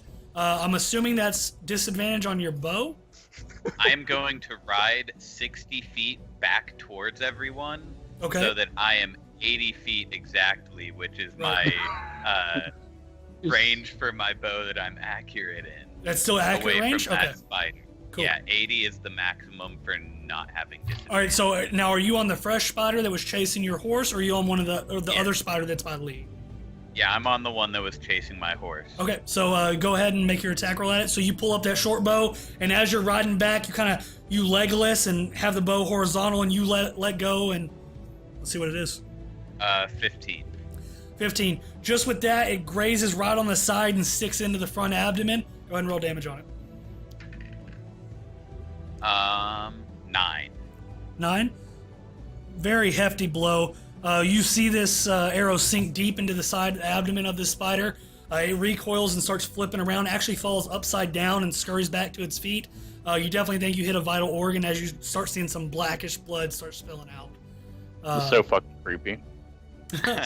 And any bonus action, or is that going to do it for you? Nope, that's it. I'm just gonna stay right here, so even if it double moves, it can't get back to me. Okay, sounds good. So you're staying right there. With that, we are now up to Thar'dia. Thar'dia, you had one spider that ran off into the bushes, very mortally injured. You don't know if it's dead or not. You now have one spider that come up behind you, and you heard a sinking. As you turn around, you look, you saw the arrow sink deep into that, and you still have the one that's behind Lee, looking a little bit better than the one that just showed up behind you.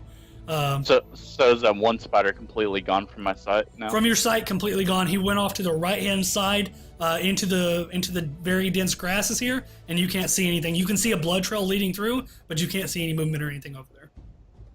All right, so seeing that Lee's having a little bit of trouble with his as I was with mine, I'm going to go ahead and turn and help him out.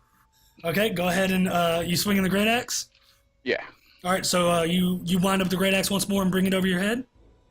that is a 24 to hit. 24 definitely hits. Go ahead and roll damage. That is 13. 13 damage. And that was the one that was on Lee, correct? Yeah, the one that's already injured. All right, so you bring this down, and same as the one before, you just chop straight through the back abdomen. It falls off. It just starts spewing out blood, and you can start seeing some entrails falling out from behind. It lets out a loud, piercing scream, and you definitely think you've once again mortally injured this spider as well. Bonus action, you good? Nah, I'm good. With that, this spider is going to take a page out of its friend's book, and he's going to turn tail and run away from you. You would both get opportunity attacks on it. Go ahead and roll those.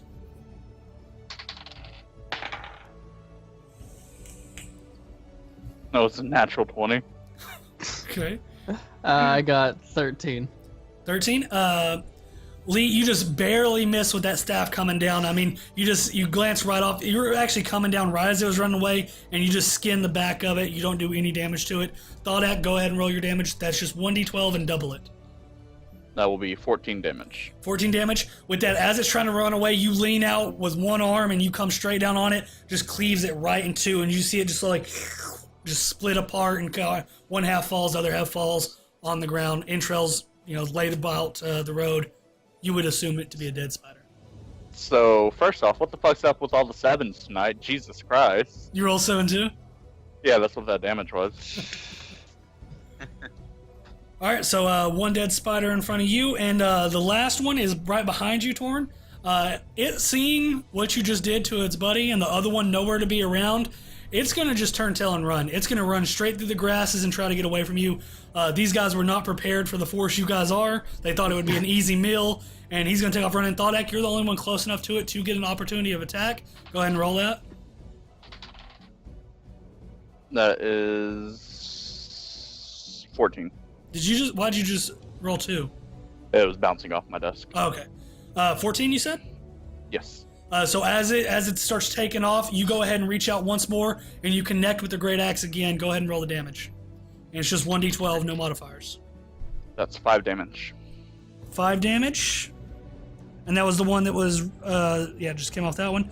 So that is good. So you cleave off a couple of its legs. It falls unsturdy, but it still hobbles along and makes its way through the grass. And that is going to be the spider's turn. Lee, we are now to you. Are you doing anything? You letting them go their way, or? Can I catch up to the one that, thought I just attacked? Yeah. Can I still see it? Yeah, it with a couple of legs falling off, it had half movement speed, so it only made its way about 10 or 15 foot into the grasses. So you can see just the back portion of it right now. It's still scurrying off into the distance. All right, I'm gonna run up and try to spin over my shoulder and hit it. Spin over your shoulder. What do you mean? So run up, kind of. It's hard to twirl describe. the staff over your shoulder. Yeah. So kind of Just yeah. All right, so you come over with the staff. You take a swing down right on top of this spider. Go ahead and roll the attack. 11. Jesus Christ. I don't know what the fuck's going on. So you twirl the staff. You're gonna give it one more good shot, and you come down, and it directly darts to the right, and you hit nothing but grass. I think I wasted action? all of our good rolls on the arm roll. I mean, you still have that arm wrestling contest. You still have about half your movement, so you could catch up to it again and try to make an unarmed strike if you wanted to. Just up to you. Yeah, we'll try that. All right. So you run up to this spider, and what are you doing? Are you gonna try to punch it, or are you throwing a kick? What are you doing? Fuck it. This is my last ditch effort. I'm just gonna try and elbow drop it. Okay, so you run up and you kind of pat the elbow and you come down on it just straight up WWE style, and you're going for it, man. God, fucking. 12. 12. And with that, you come straight down and boom, hit your elbow right down on a rock. You're actually going to take some damage from that. You take 4 damage and you split your elbow. You just split your elbow open and it starts pulling some blood, and the spider just scurries off into the distance. We got wrecked by some spiders, yo. Can I do I have enough movement to take a shot at it before it scurries off? Yeah, you would have one attempt before it gets out of range. Okay, I'm gonna try to shoot it with my bow. Okay, go ahead and make that roll.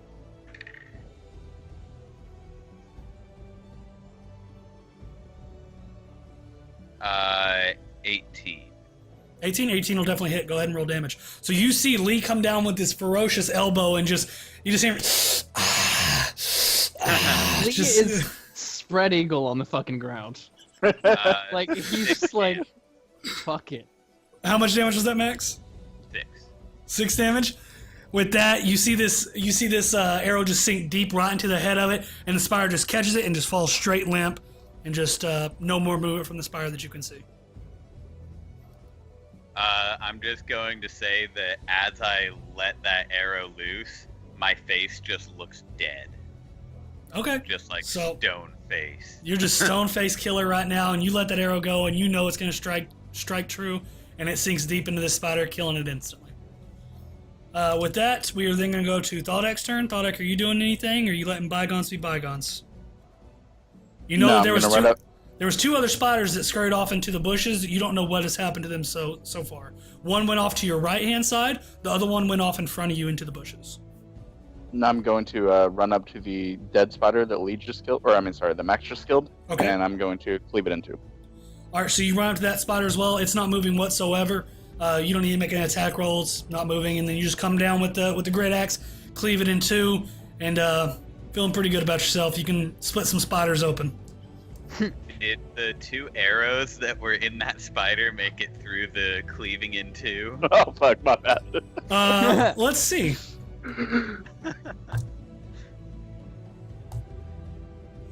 As you cleave down, you look into the spider as it cleaved in two. One of the arrows is broken in half. The other arrow seems to still be intact. All right, I want to try to collect that arrow. All right, and so we're going to go ahead and say that combat is done as of now. Actually, hold on, let's switch that up. Let's go. So now we know the spiders are the bane of this group. Apparently, yeah, you guys had a lot of. I was thinking that was going to be like a 3 or 4 round did not miss an combat. attack. And tonight just created a giant spider boss. Awesome. Yeah, so there you go. You now can walk around. All of you walk around. You walk through the grasses, following the blood trails of the other two spiders that ran away. At the end of each one, you do find a spider that has been completely bled out and dead. All 3 spiders now accounted for. All of them are dead, and good to go.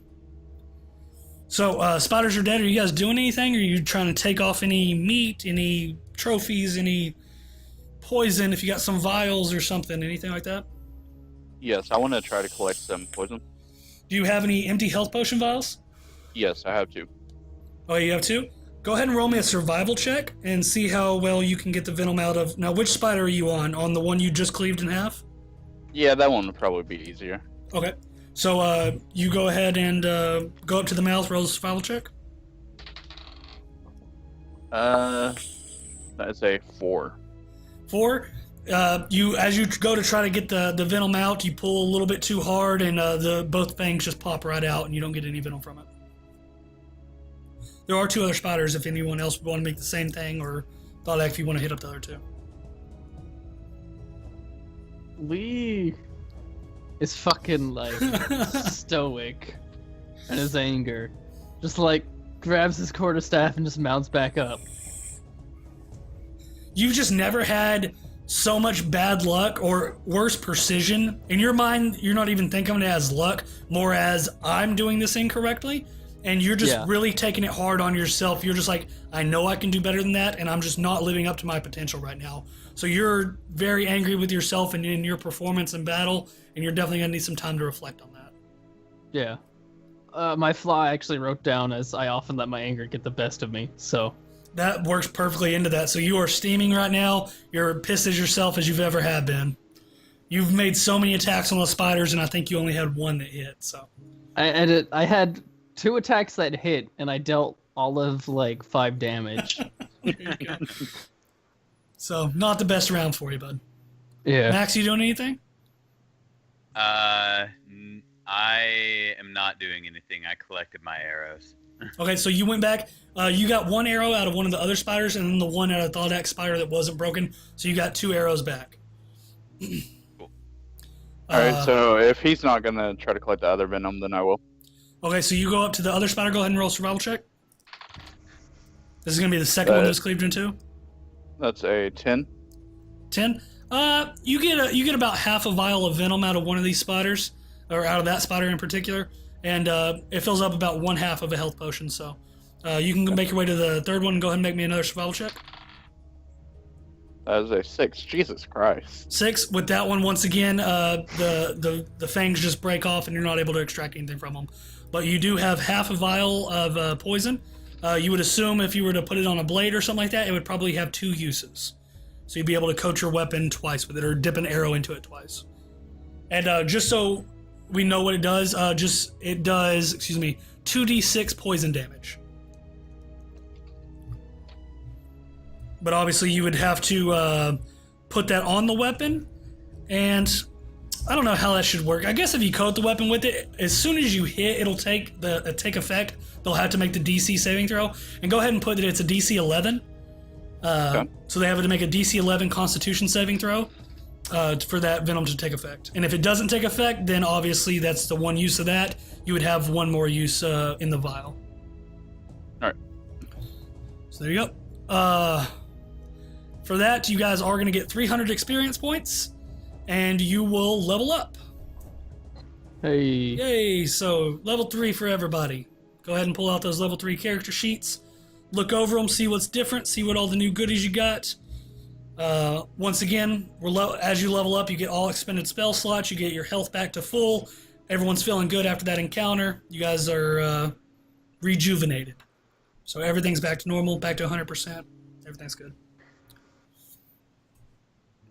Anything else before you guys leave? Or are you all going to hop on the horses and continue your way on?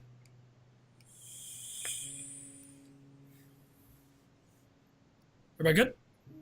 Yep. Yep. Okay, so you all continue on the journey towards Roresh. The next 2 hours seem to go by uneventful as the first 2 did.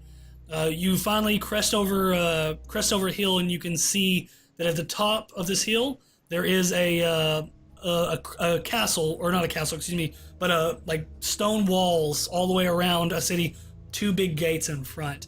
At this point, it is starting to be somewhere close to afternoon, maybe 2-3 o'clock. The sun still has probably 3 to 4 hours before it sets, but it is mid-afternoon. And so sitting at the bottom of the mountain, as you look over the hill, you do see those big stone walls that encase all sides of this city.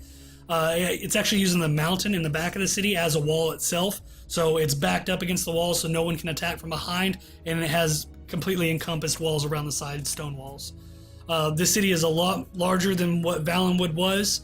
Valenwood was nothing but a mere town with wooden structures and stuff like that. You can tell this is a very fortified city. This is a big city in Thar'dia. So, making your way up further, you can see that the 2 gates are made of solid iron double doors. They stand about 20 foot tall, meeting at the top of the wall. Hanging over both sides next to the gates are long white and blue banners. In the center of them, they have a crest with 2 swords crossed over a shield. You would assume this to be the crest of Roresh. In the center, the doors themselves are currently closed, and as you all approach, you can look up and you see a guard sitting on top of one of the towers. He yells down, "State your business in Roresh." We're here to talk to the king. What business do you have with Bowden? There is an evil elven guy from what's the city? Valenwood. And we need to pass on some information to him so he knows the situation that's going on. Do you have a letter? Yes, I do. It's right here. So as you pull it out, he makes his way down. He leaves his post, and you see him go away and vanishes from behind sight. Maybe 15 seconds come, and you can see both iron doors open up. And as he steps through, he's wearing full plate armor with a blue and white tabard over his breastplate. Has the same crest that's on the walls. Let me see this letter. I'll hand it down to him. Okay, so you hand him the letter, and he grabs it, and he looks at it. He flips it around. He notices the seal, the wax seal is the Valenwood seal. And he looks at it for a little bit, and he says, "Okay, come on through." And he hands you back the letter, and the gates open completely, and you can start seeing your way into the city. Cool. So as you guys pass through the main gates of Roresh, you all pass through the initial stable area where the horses are, and there is a stable master tending to them. So if you wanted to hook your horses up here, you would be able to talk to him about that, or you can continue riding on into the city. Yeah, I'll drop my horse off.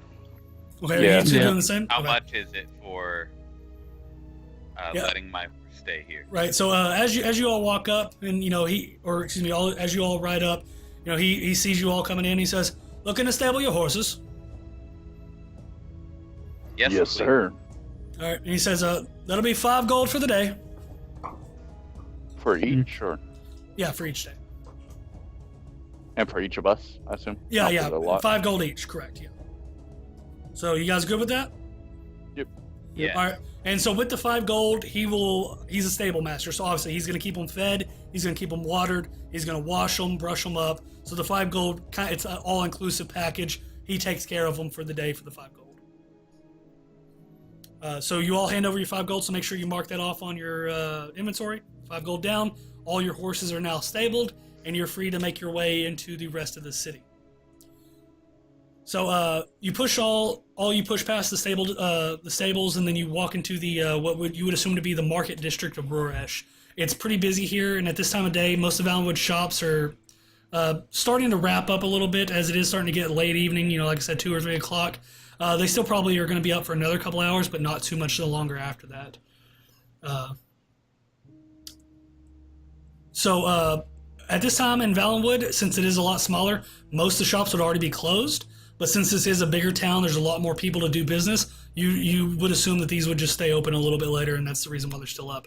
So you can see various carts set up here. Some are selling food items, others are selling gear. A few residents are watching a street performer dance and sing.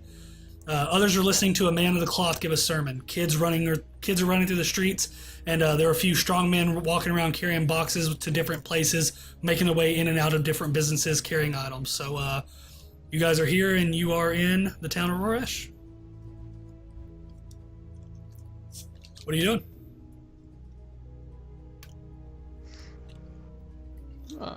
You're muted.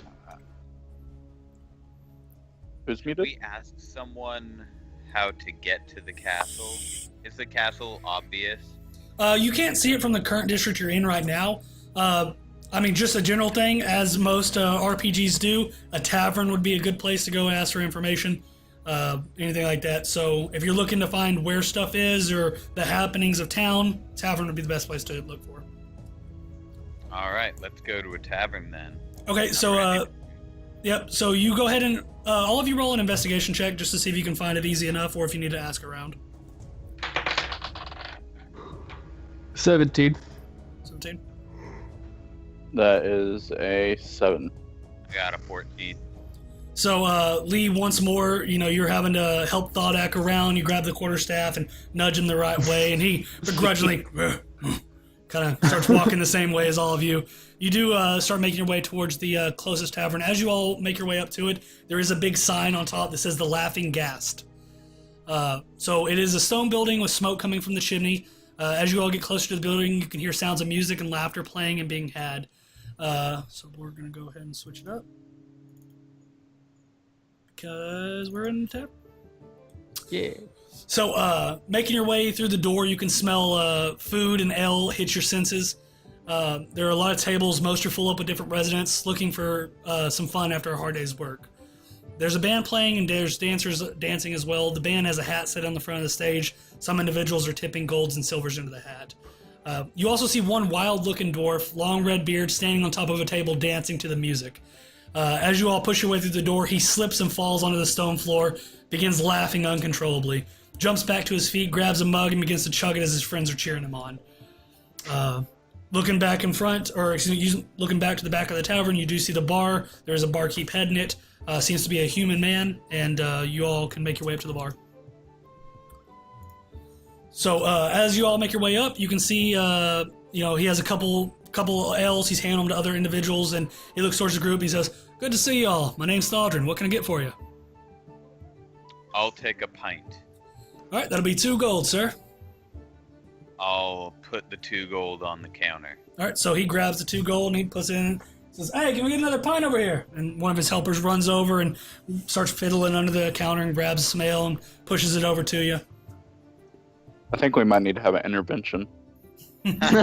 You are definitely taking some heavy drinks, so you definitely got a pint of ale. Anybody else get anything to drink, or anybody talking to him? Yeah. Excuse me, sir. Do you know how to get to the castle from here? Talking about the high keep? Yes, sir. That'd be northwest through here. You just continue on the north road until you get to the upper district. Once you get there, you should be able to see it. It's pretty hard to miss at that point. Thank you. Do you know if we will encounter any issue getting in the guards or anything? I mean, it's usually pretty open unless they're having some sort of meeting, but if you have any trouble, I mean, just let the guards know what you're there for. If you got business to be had, they'll probably let you through.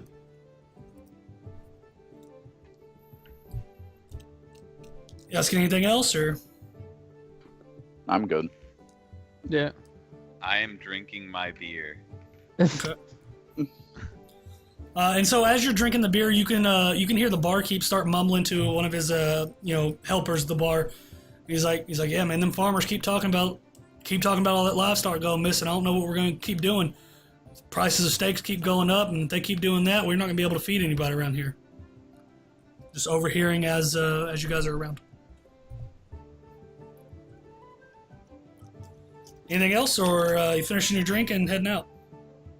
As I finish my drink, I am going to, as I'm chugging it, I'm going to, with my other hand, get another 2 gold out and slap them down on the table.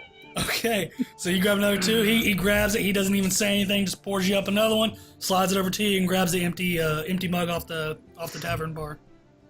I will start drinking that one. I want to go over and ask the farmers what they're talking about. It wasn't the farmers. It was the barkeep talking to one of his assistants. Oh, excuse me. Then. Yeah. So you go up and you ask him about that, and he says, "Well, the farmers keep saying there's something killing their livestock. Don't know too much about it, but all I know is the prices keep raising on all the meat around here, and we can't really keep up. We have to keep raising our prices, but when we do, no one buys the steak. So we're gonna have to have something done here, or we're not gonna be able to sell anything." Do you know who we would talk to help remedy this? I'd probably talk to Baldus. He's one of the most vocal farmers around here. He's usually the one comes in bitching about everything, so he would probably be the man I'd talk to if you wanted to look further into it. And so that was Baldus. Yeah, Baldus. Well, Thodex talking to the barkeep. Lee will go over and drop 2 gold in the hat. Okay, so musicians. Yeah, so you go over, you drop 2 gold in the hat, and one half elf female, she looks down towards you. She gives you a sly wink, and she gives you a nice little smirk, and she just continues on with her vocals. You have a couple guys. There's one playing a banjo, the other one's sitting there playing some kind of percussion on some just barrel of sorts. Definitely not the best instruments around, but it does sound pretty nice. And everyone's having a good time. It definitely sounds like good music. Definitely well worth a tip. Look at Lee making his lady friend. friends. Walk up to them and ask if I can join for a moment. The half elf looks down to you. She's like, "Sure, jump on up if you got something to play." I'll pull out my loot and I'll join in with them for a brief period. All right, so you jump up and everyone starts cheering, yeah, and everyone liking somebody in the crowd can jump up and you pull out the loot and go. What are you gonna play? What would you be playing for them? I have no idea. Play like Rock of Ages. Like Eye of the Tiger, Rock of Ages. Carry On My Wayward Son, Nirvana. Some bluegrass. Some bluegrass. All right, so you just start going bluesy with it, man. The rest of the group picks up on it, and they start slowing down the tempo of the song. Starts getting real funky. Everyone's really liking it. Go ahead and roll me a performance check, Max. All right. Natural 20. Natural 20. Oh, you are shit. killing it. The half elf just looks over to you, and she's amazed by your tactics. She's never seen somebody play a lute that good. With just somebody out, a random patron in the bar. She would assume you would have a gig somewhere playing a consistent schedule. So she is 100% impressed with what you're doing over there. So you all wrap up with the song, and everyone starts cheering, and she's like, "We'll be back in a little bit, folks. We're gonna take us a break." And everyone starts breaking away, and she walks up to you, and she's like, "Where'd you learn to play like that?" I was taught by a professional in my hometown. That's one hell of a professional. I never heard somebody play a lute like that. Well, thank you very much. No, thank you. It was a pleasure playing with you. Feel free to jump up anytime and play with us. If you want, we're going to be going on a gig here to Redwater. I don't think it's time for me to be anywhere near Redwater. That, I'm sorry. Bad blood, Thought I Redwater? My family's in Redwater. That's kind of where I'm from. Oh, I understand that. Family issues, always a bad thing. What are you yelling, Dodak? Thought yells back over his shoulder, "Get in there, Max." So you hear that reverberate around, and she looks over towards Thodak, and she looks to you, and she kind of gives a little bit of a blush, and yeah.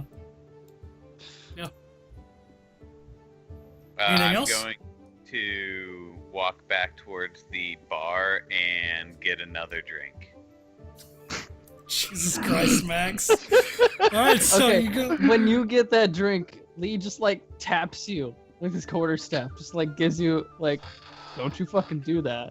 Doesn't say it, but it just gives you a fucking look. So Lee is very pissed off at this point. He has been ever since the spiders. So he's giving you the death stare, man. He's not liking it. I'm gonna say, last one, I promise. And start chugging it. All right, so you let your 2 gold down, so you've spent 6 gold total at the bar. Yep. You go ahead and you throw it back. You finish it in one fell swoop, and you got you a nice heavy buzz coming on. Feeling pretty good. You just killed on the loot. Got a nice buzz coming on, and you're liking what you're doing right now. And then I'm going to say, let's go. All right. And just like deadpan, start walking towards the door. All right, so Thodak, you following suit with Lee? Yes, sir. All right. So you all make your way outside of the tavern, and you start making your way towards the north road as the barkeep instructed you to get towards the keep.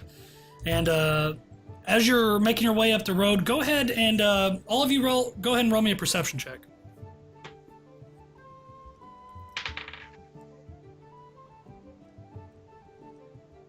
That's 11. a 15 for me. 18. All right, so Max and Thodak, both of you, you notice down one of the many alleys here in Roresh, you can see a group of 3 men. They're severely beating and kicking another on the ground. I tap Lee's shoulder and point down the alley. Okay, so Lee, you now have the information as well.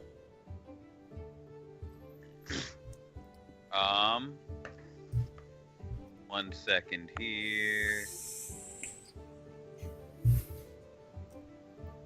I want to try to get as close to them as I can without them detecting me. All right, go ahead and roll me a stealth check. All right.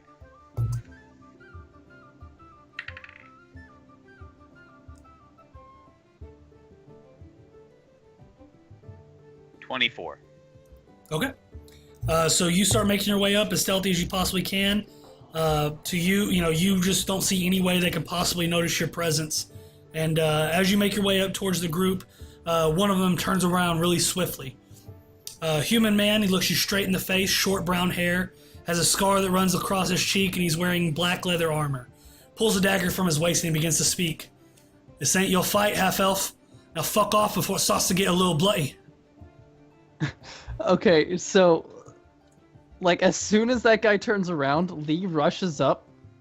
So you said they're in an alley, right? Yeah, they're in an alleyway, probably 15 foot into the alley, as to not be as noticeable from the outside streets. Okay.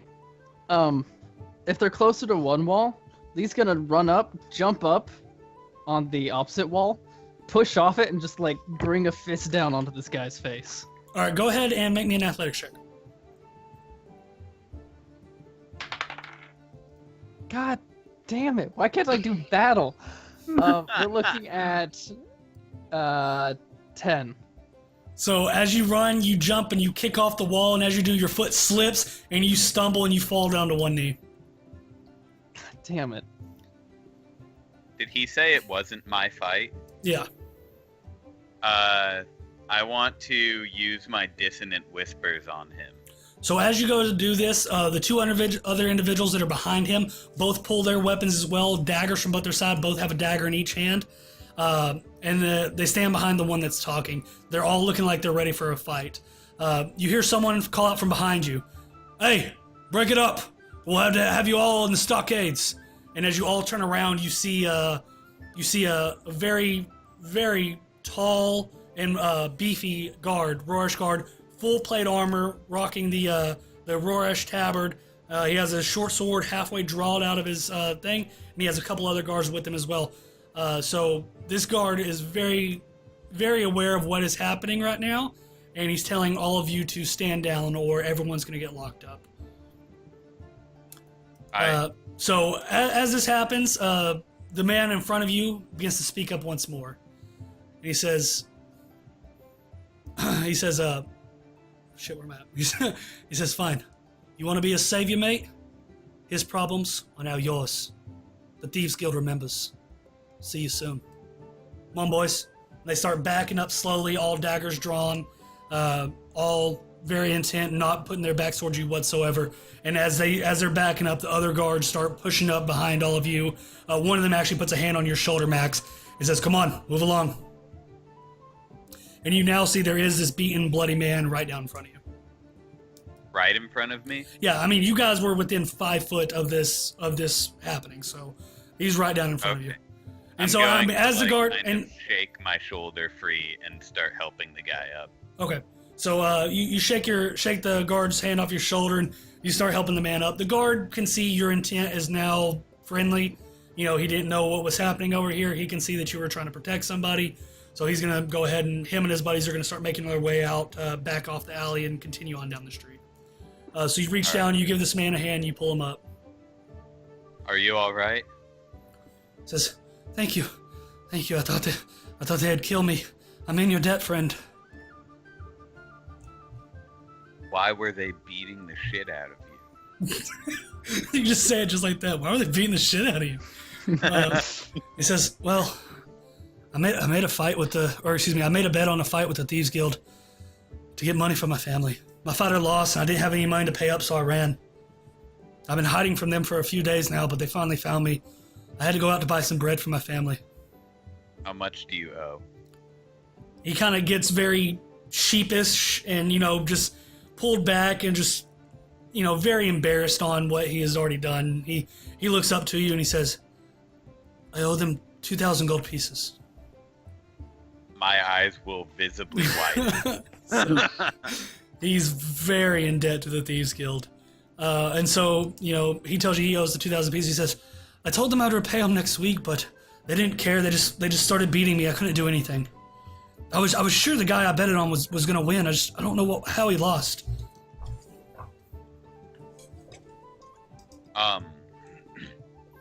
And feel free for you two to jump in here at any time as well if you got something to say. Yeah, I mean, Lee's just like right next to him. I was really hoping you were going to jump off the wall and hit that guy in the face, because that just So was sounded I. awesome, and then he just rolled a fucking 10. Oh, Can't feels fucking roll for combat. All right, so anything else? Max, you continuing? Or? I would like to pull a bottle of ink, my ink pen, and a scroll out of my backpack.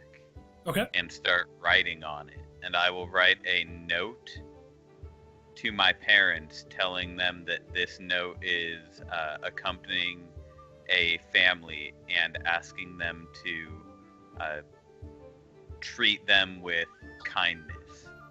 Okay, so and protect them from the Thieves Guild. So And you're then writing a I'm note to your parents, asking them to pay this debt for this man? Not to pay the debt, to take care of the man Oh, okay. and his family. Then I'm going to roll it up without letting him seal it or see it and Yeah. seal it. Okay. I'm going to hand it to him and say, "Get your family and go to Redwater. Okay, Hand this go ahead. to the Lord there, and they will take care of you." Okay, he grabs it from your hand and he says, "Well, okay, thank you, sir. I mean, it might take us a couple of days, but we'll try to get out of here. Thank you so much." And he seems very, very happy with you. He's awesome. So he says, "I'd like to thank you all for what you did. I wish I had something to offer you, but as you can tell, I don't really have much. So I must be on my way. I still need to get some bread for my family, but thank you again. And he begins to walk off. Cool. All right. Everybody else good? Yep. We continue on to the keep. All right. Well, you pissed off the Thieves Guild, so that's never good. So that's gonna be fun to play with. So you guys all continue on making your way to the Roresh Keep. Pushing through the city, you start making your way towards the upper district, and once you start arriving in the upper district, you can see it's a lot nicer than the market and the rest of the town. Most of the houses here have gardens set out in front. A lot of them are 2 stories tall. The residents walking around in this area all have fine clothes and seem to be walking with, somewhat of a self-importance to themselves. Heading northwest, you find darting in and out of the nice homes. You start seeing the top of the Roresh Keep peeking over the rooftops. The upper district ends, and there's a nice cobbled road that leads up towards the keep. It's a huge building compared to anything you've all seen before, especially in Valenwood. It's standing 50 to 60 foot tall and has to be somewhere of 150 to 200 foot wide at the base. It's made from a dark gray stone, and there's a bridge that connects that with the rest of the city, and it crosses over, a pretty deep gorge, maybe 50 or 60 foot. Crossing over the bridge, you pass a few guards all dressed up in as the guards were that you met at the gate. You all step inside the keep with no protest from the guards whatsoever, and you start making your way into the Great Hall. Looking in is about 60 foot long, and it has 25 foot tall ceilings. It has 2 giant chandeliers. It has 2 giant chandeliers sitting one directly over the entrance and the other one about mid-room, and there is a big fireplace burning on the back right-hand side. You can see that there are 2 big cedar tables at either side of the walkway, stretching down the full length of this room. And there are many chairs placed at each table. Torches are lighting the interior to the left and the right. The chandeliers that are hanging are made from antlers. They seem to be very well crafted, very nice. And at the far end of this room, you can see there is a throne, and on it is a human man, an older human man. Looks to be 45 or so, grayish long hair, pulled back into a ponytail. He has a long beard that is pulled tightly together and tied at the end, and he wears a fine set of blue and gold robes and has a crown on top of his head. You guys would assume this to be High King Bowden Evanpike of Roresh. So you making your way up towards the king, or? So from your description, we are in Bass Pro Shop currently, right? Yeah, yes, you are in Bash Pro Shop. Yeah, I'm gonna make my way up I'll there. walk up towards the king, and are there steps leading up to where he's? Yeah, correct. So it's level all the way through on a stone floor, and as you guys are walking, you can just hear your footsteps just echoing and reverberating off these stone walls. And as you start making your way up, there is a few stairs, probably 4 to 5 stairs going up, maybe 4 foot or 5 foot where the throne sits on top of it. And as you all make your way up towards the throne, you get about 30 foot away from the High King Bowden when one of the guards steps up to confront the group. He says, "What's your business here?" I will drop to one knee. Okay, so you go ahead and drop kind the of one knee. hold my sword out. Right. Making a very nice gesture. You gonna say anything? I'm going to say that we have a letter for the king. Okay. He says, "Well, High King Bowden's not taking any visitors today. You'll have to come back to... Bring me the letter." Bowden calls out from his guard. The guard looks back and begrudgingly holds out his hand for the letter. I will pull out the letter and hand it to the guard. Okay. So you hand the guard the letter, and he grabs it from you, gives it a pretty stern pull, trying to show his dominance of this chamber, showing that no one's to be messed with in here. And my music stopped. Oh, that's fine. We're going to different music anyway, so fuck you, music. We weren't in the inn anymore. God, that's Have really I cool. ever met the High King before? No, you have not. Okay. So, guard takes the letter and starts making his way up to the king. You can see Bowden. He breaks the seal of the letter and begins to read. A few minutes pass, and then the High King begins to speak. Well, this is Erden's handwriting, but I cannot believe what it says. He says that there was a witch and she was stealing children for some kind of sacrifice. Yes. Yes, there sir. was. We personally killed the witch. You killed the witch. He's gesturing towards you now, Lee. Yes. Well, I have to say, mighty fine job. We don't get many reports of witches around here, but thank you for your service. And he says, also it says here that the head of his watchers, LR, was helping him, Sir LR Nefir. Yes, sir, that is correct. A co-conspirator for the kidnapping. Says, I never liked that elf myself. Never could trust him as far as I could throw him. He personally was the one who stole the children. Really? You'd think wow. You'd think Erden would have had that in check. Erden, Bowden, they both start with N's. Don't judge me. He says, well, it says here that LR escaped in the middle of the night and they're on a manhunt, so I'll send Valenwood aid immediately. Ransley, get 3 of the patrols and send them to Valenwood at once. And as he says this, he calls out to the guard that confronted you all when you arrived into the keep itself. Yes, High King, the guard replies. Thank you for all bringing this to my attention. I will do what I can. And then as he says this, he starts looking over your shoulder and starts trailing off. And he's looking at, there seems to be some kind of commotion at the front of the keep. As he kind of stops and sits looking over your shoulder, you all turn around to see as well. You can see there's an old human man walking through the doors of the keep. He has on what looks to be peasant's clothes, spotty gray hair, and an unkempt beard. He's walking up towards Bolden, he's very staggered in his old age. Seems to be very old, probably you would assume somewhere 75, 80 years old. This is a very old human, especially for these times. So he continues to walk up and he says, excuse me. Some of the guards try to protest him, but Bowden then lets them know. He says, no, let him through.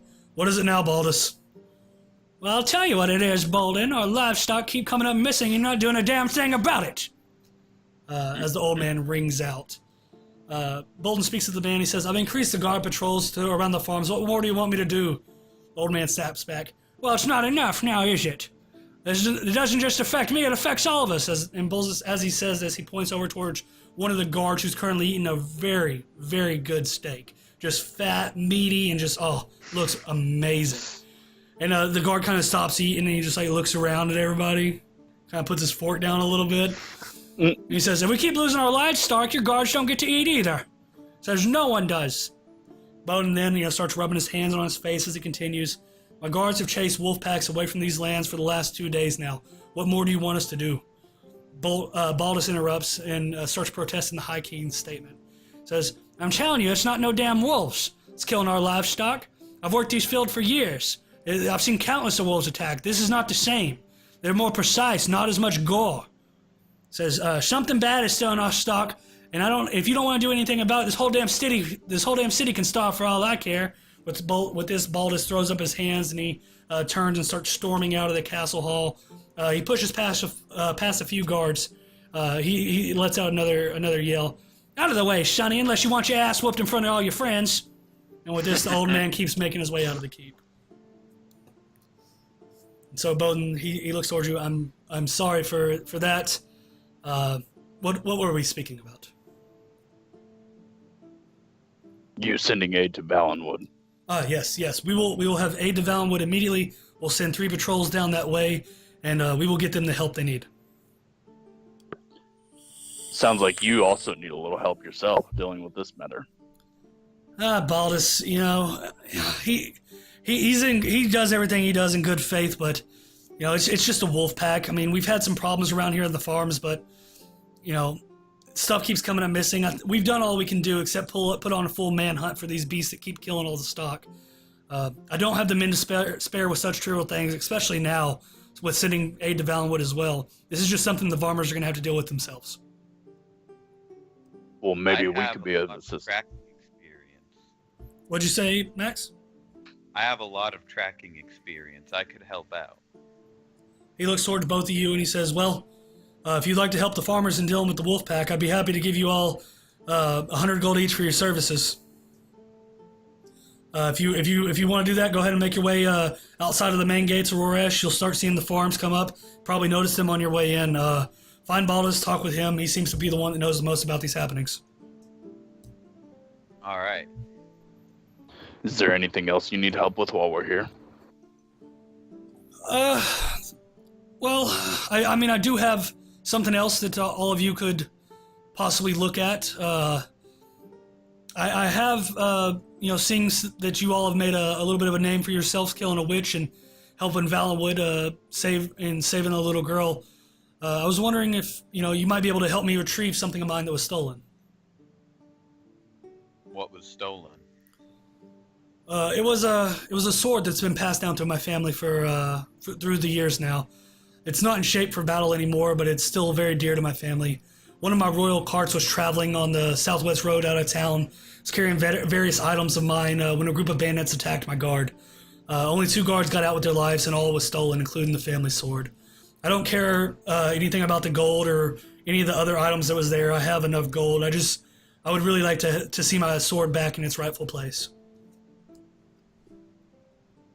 I will find your sword for you. Okay. Everybody else good with that? Any protests? Do you have any more information on that?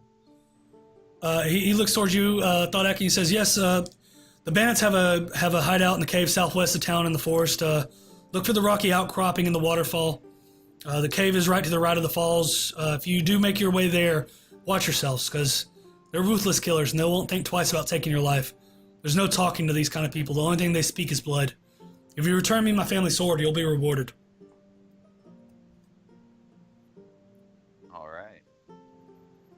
All right, so you guys are left standing there. Anything else you're wanting to ask him, or are you guys just moving on about your business? I'm good. I have no further questions. Lee, you good? Yep. All right, cool. Lee never really has much to say. That's true. So you all turn around, you start making your way back out this great hall. Once again, footsteps just echoing, reverberating off the stone. As you guys are all making your way out, you hear a call from behind you. "Father, let me help these travelers." A voice speaks up, and as you all turn around, you can see a very young man standing there, and the High King Bowden starts talking to him. "I've told you before, Corbin, you're too young to go against these bandits. I'll not have my son killed because he's of his inexperience. Do not ask again." As he says this, you can see the kid, probably 17 to 18 years old, long blonde hair rests on his shoulders, wearing plate armor like the rest of the guard. However, his is trimmed in gold accents. The young man angrily stomps away, leaving out of the back of the throne room into a hallway and disappears through a door. So, you guys continue making your way outside the keep. Yep. Yeah. All right, so you find yourself in the, or right past the upper districts. You're standing outside of the keep, looking out in front of you. You do see the very large stone bridge ahead. You have word for Bowden to try to help find his family's lost sword. And you also have word from Baldus, from Baldus. You guys heard him talk. And he was talking about something killing the livestock out at the farms. So, letter is delivered, so that is done.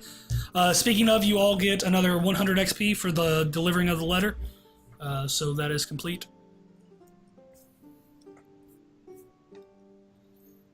And you're now left sitting out in Roresh. What do you guys want to do? We have like 5 minutes left. Okay. Do we just want to go ahead and wrap it up here then? Yeah, I think that's a nice place to put a bow on it. Yeah, I mean, you guys are left right out in front of the keep. You have a couple different tasks. You can go either way you want to on those. Also, you might, you could probably ask around town and just see if there's anything else happening as well. So, I mean, you have a few different options of what to pursue next time when we get in. So, it was a pretty good session, man. The spiders that was just a damn travesty right there. I thought that was going to be 2 or 3 rounds max, and you guys took like 4, 5, 6? Took us a while to get through it. I really didn't want my horse to take any damage at all, so that's why I took a little bit You of just extra pieced the time. fuck out of there. Hey, I did more damage than you, and I did not miss a Damn. shot. That doesn't fucking matter when I do 5 goddamn damage. That's So, fantastic. guys, I can only we- land we- 2 attacks. we made some friends with Thieves Guild. That's gonna be Oh, yeah. fun. Lee is actually like kind of happy about that. How so? Lee was gonna kill those guys. Oh, was he really? They're Yeah. dishonorable. Well, it's more of like when he comes across people who are being obviously evil, like obviously bad people, he doesn't care much. He'll just kill them. Right. But I mean, is it obviously bad? I mean, the guy was in debt. He didn't pay his bill. Yeah. When you don't but, pay your like, electricity bill, they turn the lights off, man. They that's don't true. beat your ass. But they don't try to kill you. These are Yeah, different that's times, great. man. These are savage times. They're different times. They're just tax collectors, man. Are you lawful good? I'm chaotic good. Well, I mean, that left a pretty nice bow. You guys will pick up there. And as of right now, Thodak is now fresh. Sweet. He doesn't know any rest of the story. He made it as far as he actually didn't even get all the way through that. He didn't know that there was another young man named Corbin that protested to the king. Obviously, he said father, so you would assume him to be the prince. Yeah. But yeah, so Thodak is now completely fresh with you guys, and he has no idea what's to come next, which is good. Sweet. So I other than didn't that, stop that. yeah, no. We'll pick up next Friday as well. We will be continuing on with 3 people for probably about a month. Then we're going to be looking to add a 4th once we get him all set up and get everything worked out. But once again, no one's watching, but we will say thanks for watching anyway.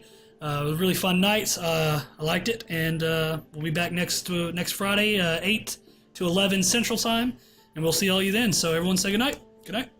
Bye. All right. See you later. See Have a good one. you fuckers later.